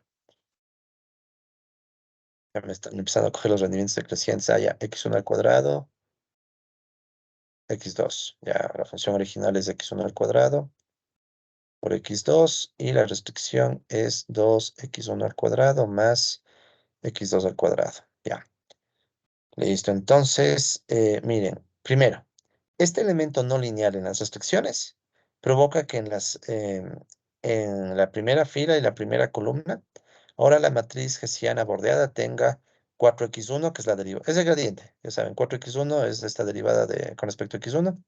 2x2 viene de derivar esto con respecto a x2. O sea, es el gradiente acá arriba y acá abajo es por matriz simétrica, ¿no? Queda lo mismo, pero transpuesto. Y lo que estamos viendo es, bueno, en la diagonal, esto de aquí, bueno, se debe también a que ya tenemos primeramente tenemos una función, un elemento no lineal también, y un producto. O sea, ya tenemos interacción entre variables, si quieren. Entonces, todo este elemento, ¿no? De interacción entre variables elevada al cuadrado y también no linealidad en la G, hace que toda la matriz hessiana empiece a depender de x1, x2 y lambda, ¿ya? Entonces ya el problema se vuelve mucho más complejo, pero tiene sentido. ¿Por qué pasa esto? Pasa esto porque entonces la hessiana va a ser diferente para cada uno de los 6 puntos que tenemos, ¿ya? Y como les decía, esa hessiana no la saqué a mano. Aquí va a sacar a mano eso. Eh, Esta sí está acá, ¿no? ¿Dónde está? ¿Dónde está? ¿Dónde está? Ya.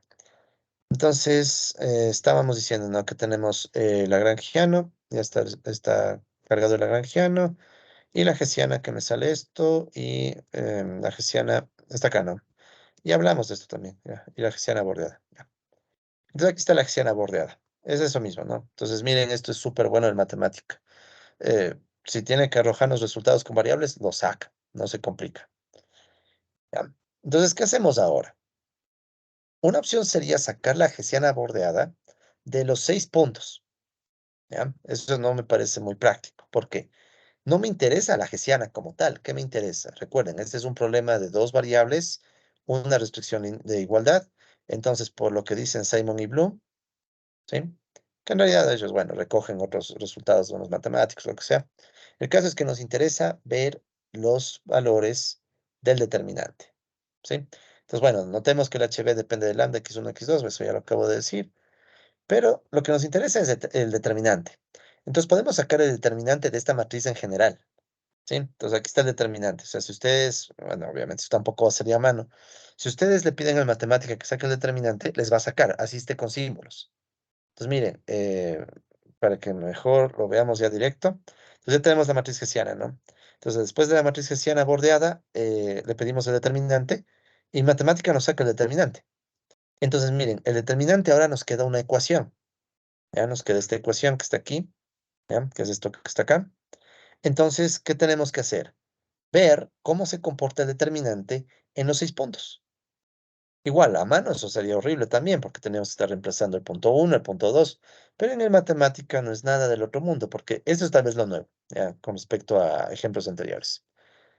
Tomo este determinante y le evalúo en los puntos críticos. Miren lo cómodo que es, ¿no? Entonces ya sabemos que P críticos tiene 6 puntos, 6 reglas de asignación. Lo único que hago es, ok, cojo el determinante y le pido que reemplace. Entonces si hago eso, me salen los 6 puntos. Me salen los determinantes de la hessiana bordeada en los 6 puntos. Pam, pam, están los 6. ¿Sí? Que imagino yo también los puse en la lámina. Entonces, al reemplazar los 6 puntos críticos, me quedan estos 6 valores. ¿Sí? Entonces, aquí están los determinantes de cada caso, ¿no? Imaginen lo que fue a reemplazar cada uno de estos valores en la ecuación del determinante que nos quedó. No tiene ni sentido, ¿no? Pero dejamos que el matemática lo haga y nosotros interpretamos, ¿no? Los signos. Entonces, miren, por ejemplo, el primer determinante, negativo. Segundo, positivo. Positivo, negativo, negativo, positivo. Siguiendo a Simon y Bloom, tengo que mandarles este libro. Siguiendo a Simon y Bloom, ¿qué vemos? Negativo, minimizador. ¿Quién más es minimizador? Este de aquí es minimizador y este de acá es minimizador. Pero como lo que me preguntaron es maximización, entonces los que más me preocupan sería este de acá, que es maximización, maximización y maximización. O sea, estos tres en rojo son maximizadores. ¿Por qué sé eso? Porque son los positivos. ¿Sí? Son los positivos. O sea, tienen el determinante de la hessiana bordeada positiva. Los otros son minimizadores porque son los valores de determinantes negativos, ¿no? Entonces ahí está lo que les acabo de decir, ¿no? Los maximizadores son los que generan valores positivos en el determinante del HB, de la hessiana bordeada, y los minimizadores son los otros casos. No confiarse, ¿no? Uno diría, ah, ya, entonces, ¿por qué? Si ya sé que los unos son maximizadores, listo, los otros deberían ser minimizadores. No necesariamente, ¿sí? Aunque descartamos casos raros con la cualificación de restricciones, pero es mejor hacer todo. Es mejor hacer todo. ¿Ya? Vaya a ser que por ahí salga un caso hiper raro. O sea, sería un caso tan raro que se salte incluso la cualificación de restricciones, cosa que yo en mi vida he visto. O sea, ¿para qué os voy a mentir? O sea, usualmente que ya cuando pasa la cualificación de restricciones se supone que ya todo está bien. Pero bueno, el mundo es complejo. Como acaban de ver, ¿Puede solamente mostrar con los puntos ponerle unos... maximizadores en la gráfica, profe? A ver, veámosles. Mm, ¿Tengo aquí gráfica? No, ya tengo otro ejemplo. Veamos los puntos en la gráfica. A ver, voy a anotarles aquí al lado los maximizadores. A ver, son el menos 1, 1, el 0 menos raíz de 3 y el 1, 1. Veamos a qué corresponden esos puntos. Veamos la gráfica. A ver, vamos a la función. Acá. No me gusta eso mucho. Veamos de acá. Ya. No, ¿qué pasó? Ya, no pasa nada. A ver, entonces veamos esto, ¿no? Entonces dice que el primer punto es menos 1, 1. Menos 1 en x. Déjame bajarle un poquito el zoom nomás. Ya. Entonces, a ver, el primer punto es menos 1 en x1. O sea, está por aquí, el menos 1. Y en x2 es 1, 1. Este punto, miren. Justo este, miren. Ese sería uno de los puntos maximizadores, ¿no? Ya, ok. Imagino que este es entonces una curva de nivel. mm, claro, es restricción, no hay no tiene sentido ver esto. Ya, ese es el un punto. Ya. El otro punto es 1, 1, que imagino que es el punto que va por acá. 1, 1. Ya, este es el otro maximizador. Ya, entonces miren, estos son los dos maximizadores que hubiéramos podido ver a simple vista, ¿no? Bueno, medio, medio. Pero tenemos otro punto, el 0 y menos raíz de 3. Eh, ¿Cuánto mismo es raíz de 3? 0. Menos 1,73, Tenemos, profe, ya le hice. ¿cuánto? Menos 1,73. Ya, chévere, gracias. Entonces menos raíz de 3 menos 1,73. Eso es casi 2. Menos 1,73. Estaremos hablando probablemente de... Y 0, a ver, estoy mal. A ver, 0 en x1, ¿ya? 0 en x1. Y menos 1,73 en x2. Probablemente cercano a 2, exacto. Miren este punto. Justo lo que les decía, miren. Este punto de aquí que está en azul corresponde a este caso, ¿no? Entonces uno dice, pero aquí no tengo curva de nivel tangente. No, pero el problema es la gráfica. Recuerden que la gráfica, ¿se acuerdan que les dije que tiene una región que es plana? Entonces, esta región de aquí como que era plana. Entonces, ¿qué está pasando? Que es como que, digamos, esta curva de nivel, no solo que es tangente, sino que también me dice que esta región es plana. O sea, toda la región que está acá está al mismo nivel que la curva de nivel. Entonces, probablemente por eso es que este punto también sale. Entonces, miren, este no lo hubiera podido haber visto así solo con la gráfica. Y es por esa forma rara que tenía la función. Entonces, ya me imagino que en cambio los minimizadores seguramente son este punto y este de acá. Eso seguro que son los minimizadores. En fin, ¿qué les pareció este ejercicio? Ya más elaborado. ¿Preguntas quizá? Sí, sí, John, yo quería preguntarte Sí. algo. Es que Yo me pongo a pensar en X1 y en X2, entonces, bajo el supuesto de que estuviéramos hablando de que son cantidades maximizadoras, ¿no? Ujú. Por ejemplo, no sé, tal vez de algún insumo, bueno, no sé. Sí, sí. Es posible, estaría bien decir -1. Por ejemplo, en el primer paréntesis, en la primera combinación tenemos -1 y 1 y en el otro tenemos Ajá. menos raíz de 3. O sea, sí es Ujú. posible tener una solución así. Ya depende mucho del problema, ¿no? ¿Qué tal si estuviéramos diciendo que X1 sea, por decir, ¿no? ¿Qué tal si X1 es alguna variable asociada a balanza comercial? Entonces, si es balanza comercial, tranquilamente puede tener valores negativos si las importaciones son mayores a las exportaciones, ¿no? Entonces, en este caso, tranquilamente la balanza comercial podría ser negativa y podríamos tal vez pensar que tenemos un modelo macro en donde tal vez el crecimiento económico queremos que sea máximo, pero depende de la balanza comercial. Entonces, en esos casos, ahí tendría sentido que sea negativo, ¿no? O qué tal si, otra opción, ¿no? Que el X1 o el X2 sean, digamos que X2 es variación de deuda. ¿A qué me refiero con variación de deuda? Es una variable que usualmente también se usa en modelos macro. Por ejemplo, ¿no? Puede pasar que en un año la deuda de un país sube. Entonces sería positiva la variación de deuda, o sea, se endeudó más. O en un año se endeudó menos, o sea, y pagó la deuda y baja la deuda, entonces variación negativa. O sea, hay muchas chances de tener variables negativas, sino que yo diría que eso tiene más coherencia en este tipo de variables macro.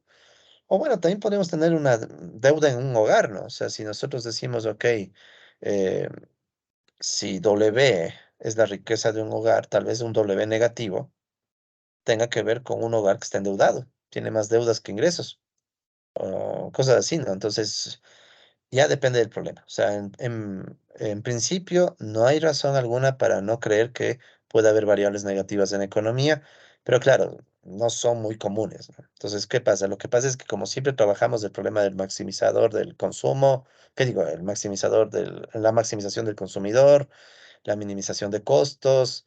Entonces, como que siempre estamos acostumbrados a trabajar con vectores positivos, ¿no? Pero hay variables, o sea, tranquilamente hay variables y hay problemas que pueden generarnos este tipo de resultados.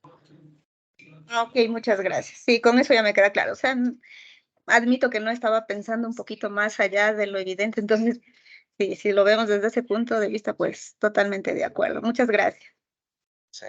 Lo que pasa es que es como, yo creo que cuando, es más o menos así, ¿no? Cuando vemos estos problemas es como que nos ponemos en modo micro, en modo consumidor-productor, ¿no? Que es la clásica, ¿no? El Sí, problema del sí, consumidor y el sí. problema del productor.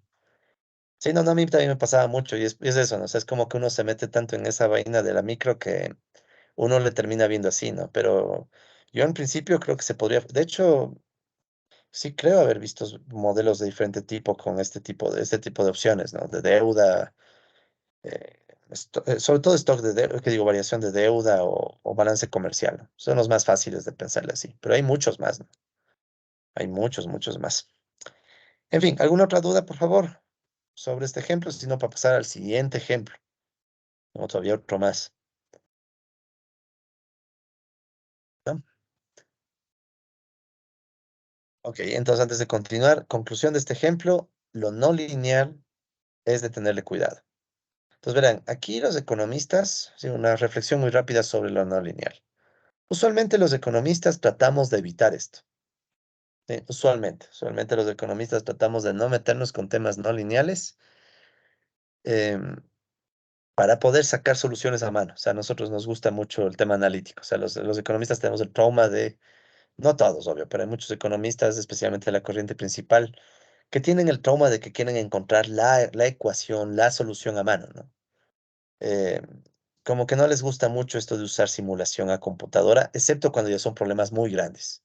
Pero no es muy, sobre todo cuando se hace teoría económica. O sea, de hecho les cuento, verán, recién estamos con unos colegas, mandamos un artículo a Estados Unidos, ya estamos en la segunda ronda de evaluaciones y los evaluadores, nosotros pusimos un modelo, ¿no? Pero el modelo se volvió tan complicado que le terminamos poniendo numeritos, porque no sacamos la solución con ecuaciones. Entonces, con numeritos, en el matemática, para que les miento en el mismo matemática. ¿Qué nos dijeron los evaluadores? Nos dijeron, Ok, como pusieron numeritos, ya no nos convence mucho sus resultados. Entonces, ¿qué toca hacer con los numeritos? Buscarle sustento real. Entonces ahí estamos con dolor de cabeza de ver, bueno, como un modelo que nos inventamos teórico, ahora le ponemos numeritos reales. Entonces es el tema, o sea, cuando ustedes empiecen a ver modelos que tienen numeritos, entre economistas eso no les gusta mucho a menos que los numeritos tengan algún sustento real, ¿no? Entonces, ¿qué es lo más fácil? Asumo, asumo que todo es lineal y se acabó, ¿no? Asumo que todo es lineal. Ahora, así como esto es un poco injusto porque el mundo real es no lineal. O sea, el mundo real es no lineal. O sea, la realidad es que tengamos cosas no lineales, incluso no continuas y todo. Hay una cosa que sí es lineal. Y esto es bien interesante. Y es lineal la forma como los seres humanos hacemos cuentas económicas. ¿A qué me refiero? Cuentas, o sea, tengo una cantidad de un bien y le multiplicamos por un precio, más otro bien por otro precio. Es lineal. Esto me lleva, a veces verán, a una reflexión que es más, no sé si filosófica, pero bueno, ¿por qué? O sea, los seres humanos escogimos esta forma de llevar las cuentas, lineal. ¿Por qué los seres humanos no sacamos cuentas usando esto al cuadrado o al cubo o la raíz? Es decir, en principio podríamos. O sea que el precio se calcula en función de x1 al cuadrado, ¿ya? O sea, por qué la humanidad, por qué los seres humanos, y ahí sí creo que es casi la humanidad o gran parte de la humanidad, que usa dinero, se restringe a contabilidades lineales? O sea, ni en broma metemos un precio para una cantidad al cuadrado, ni en broma se nos ocurre, ¿no? Entonces esto es bien interesante porque miren, esto podría incluso pensarse desde un punto de vista psicológico, ¿no? O bueno, cultural, ¿no? Una mezcla, ¿no? O sea, como que las personas buscamos siempre lo más fácil al momento de hacer transacciones. Entonces, ¿qué es lo más obvio? O sea, algo lineal. O sea, ¿cuánto vendo? ¿A qué precio? ¿Cuánto compro? ¿A qué precio? Multiplico y ya. Y a veces solo multiplicar uno se pierde a veces, ¿no? ¿Sí? O que cuando hace contabilidad. Entonces, esto es interesante, miren, algo que nos parece tan obvio, no es tan obvio. O sea, es el resultado de un proceso histórico, de alguna cultura, o sea, em, de los seres humanos buscando lo más fácil. Entonces es bien interesante, o sea, ese es el caso de la restricción lineal, o sea, nos gusta la Profe, restricción y lineal si porque refleja desde el ese, colegio y la escuela les enseñamos a que ajá, piensen en ecuaciones cuadráticas, ¿podrían? podría ser, ¿no? Claro, podría ser, ¿no? Pero claro, sería un cambio cultural brutal, ¿no? O sea, tendríamos que cambiar todito y la pregunta es ¿para qué? Tal vez este es el más eficiente, ¿no? Por ahora, quién sabe. Entonces, miren, algo que parece tan mecánico, ¿no? O sea, es una restricción que hasta eso puede ameritar filósofas. Pues sería interesante incluso preguntar, hacer un artículo preguntándose ¿por qué los seres humanos hacemos cuentas económicas lineales? Sería Eso ya interesante, ¿no? suena a doctorado, profe. No sé a qué suene, solo sé que es algo que no voy a hacer, pero dejo la duda ahí. En fin, vamos con otro ejemplo, tal vez el último de la noche. Vamos, vean, justo, vamos ahora a hablar del problema del consumidor. ¿Ya? Entonces vamos a considerar el siguiente problema del consumidor con dos bienes. Entonces, ¿cuál es el problema del consumidor? Esto lo van a ver con mucho más detenimiento en microeconomía, ¿no? Aquí solo un esbozo, ya un esbozo muy rápido del problema del consumidor. Entonces vamos a suponer que tenemos un individuo, un consumidor, que quiere maximizar una función que vamos a decir que es su bienestar, un indicador de bienestar o su utilidad, ¿ya? De hecho, me adelanto aquí para ir viendo los componentes, ¿ya? Entonces, esta función vamos a decir que es una función de utilidad, ¿sí? Para quienes ya son economistas, saben que esta función de utilidad en el fondo representa un orden de preferencias, por ende estamos asumiendo de fondo que el individuo es racional, ¿ya? ¿Qué significa racional? Que cumple dos axiomas, el axioma de completitud y el axioma de transitividad. ¿Sí? Y bueno, hay una cuestión técnica y un axioma de continuidad, pero en realidad estos dos son los cruciales. Completitud. ¿Qué significaba completitud? Que para todo par de opciones, digamos, para todo par de opciones A y B, el individuo siempre puede decir me gusta A más que B, o me gusta B más que A, o soy indiferente.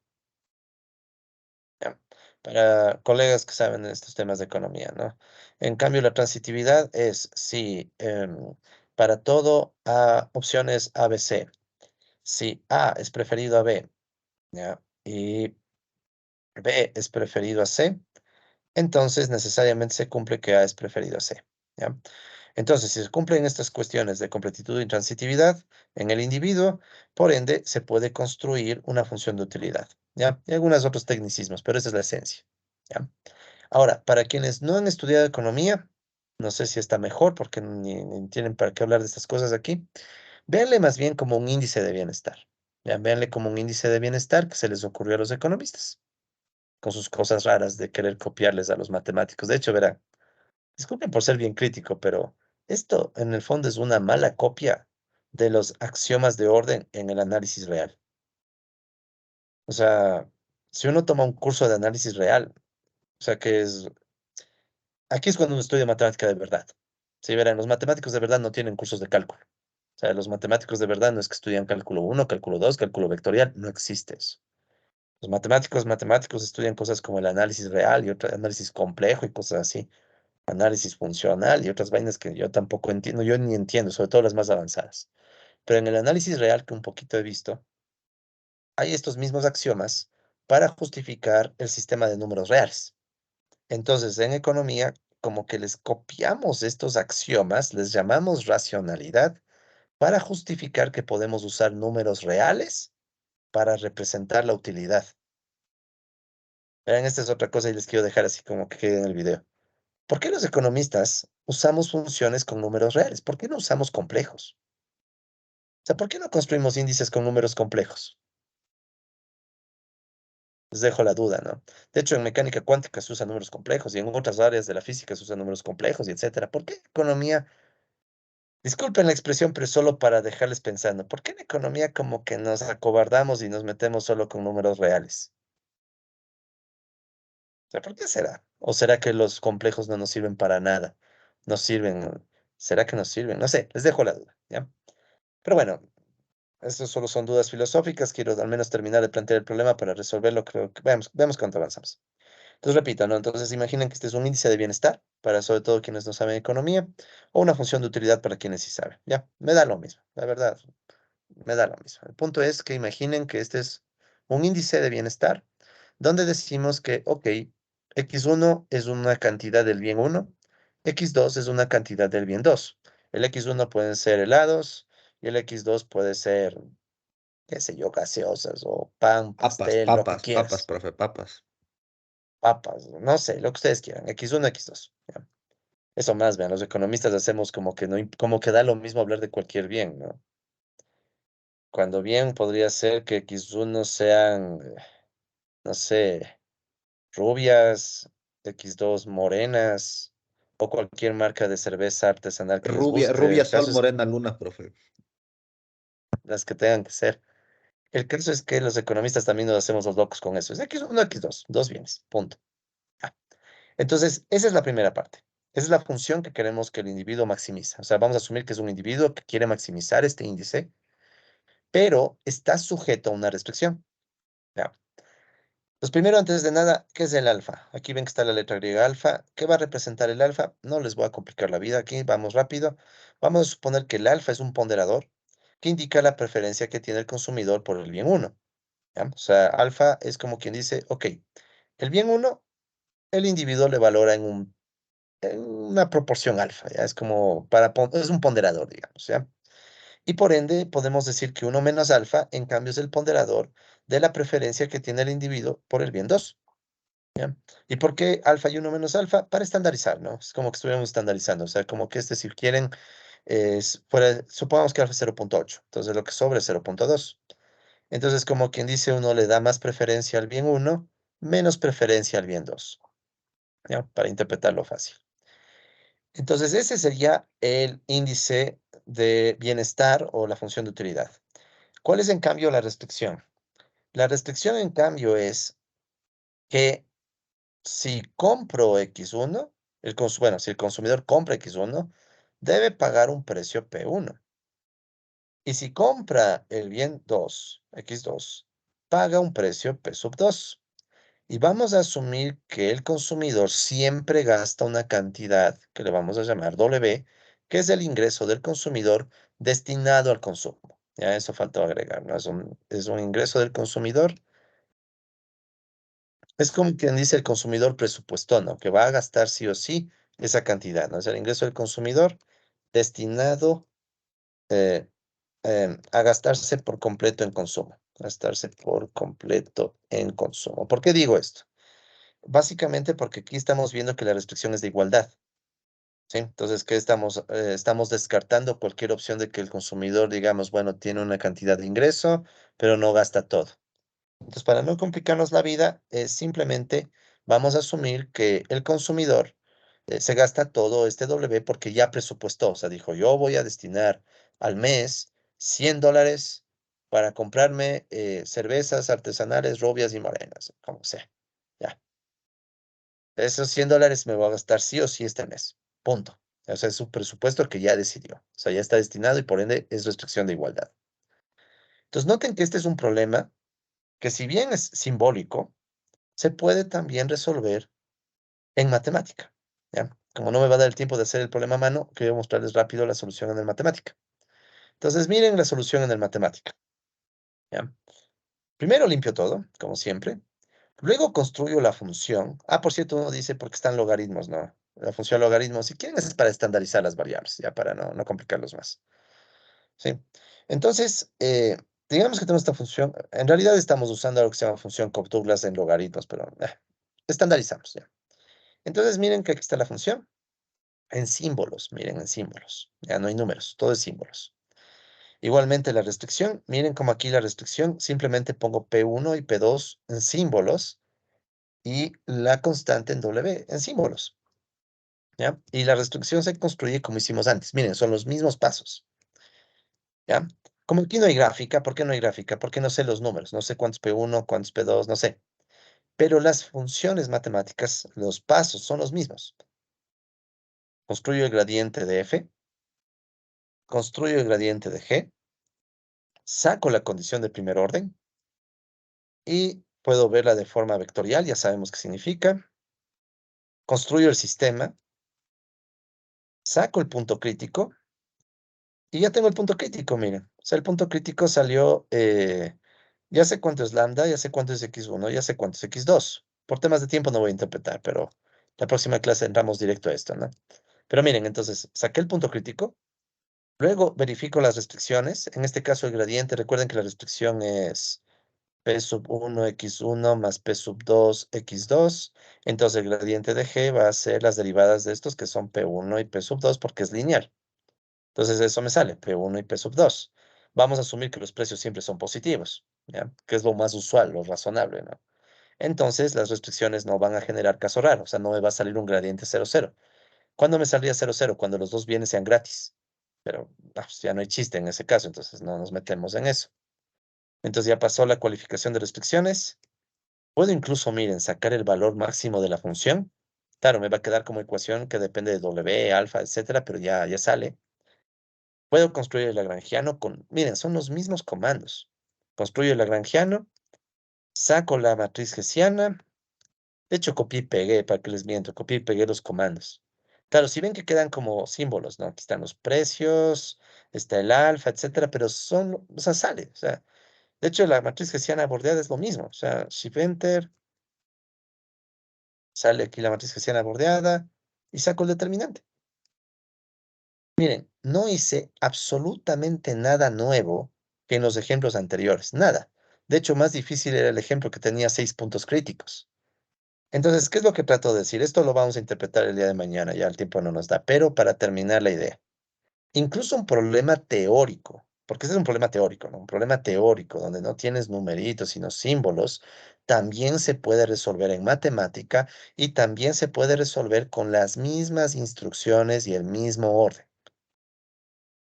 ¿Sí? Claro, uno dice, bueno, ¿para qué quiere este tipo de problemas? Lo quiero porque, ¿qué tal si después yo consigo los datos del precio 1 y el precio 2? Entonces, yo podría crear un objeto acá arriba y decir, quiero que el precio 1 sea 3.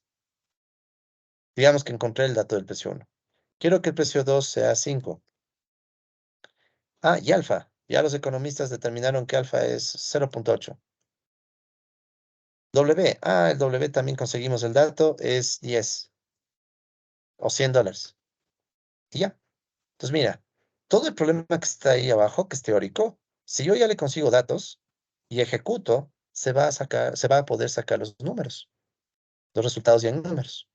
¿Sí? Entonces yo quiero que vean el potencial, o sea, el potencial de que si ustedes logran automatizar estos problemitas de optimización, eh, ya lo que sigue depende de la imaginación, o sea, dependen de ustedes. Pero hasta un problema teórico, y por eso me gusta mucho en matemática. En matemática es muy hábil para poder coger problemas de este tipo teóricos y volverlos problemas que se pueden también eh, automatizar. Y de hecho les digo que así fue como conseguí sacar la tesis doctoral. O sea, usé matemática para algunos modelos que yo me inventé, o bueno, medio me inventé supuestamente, verificar que funcionen, etcétera. Entonces, eso es lo que vamos a ver la próxima clase, colegas. ¿Ok? Entonces, con eso cerramos el video.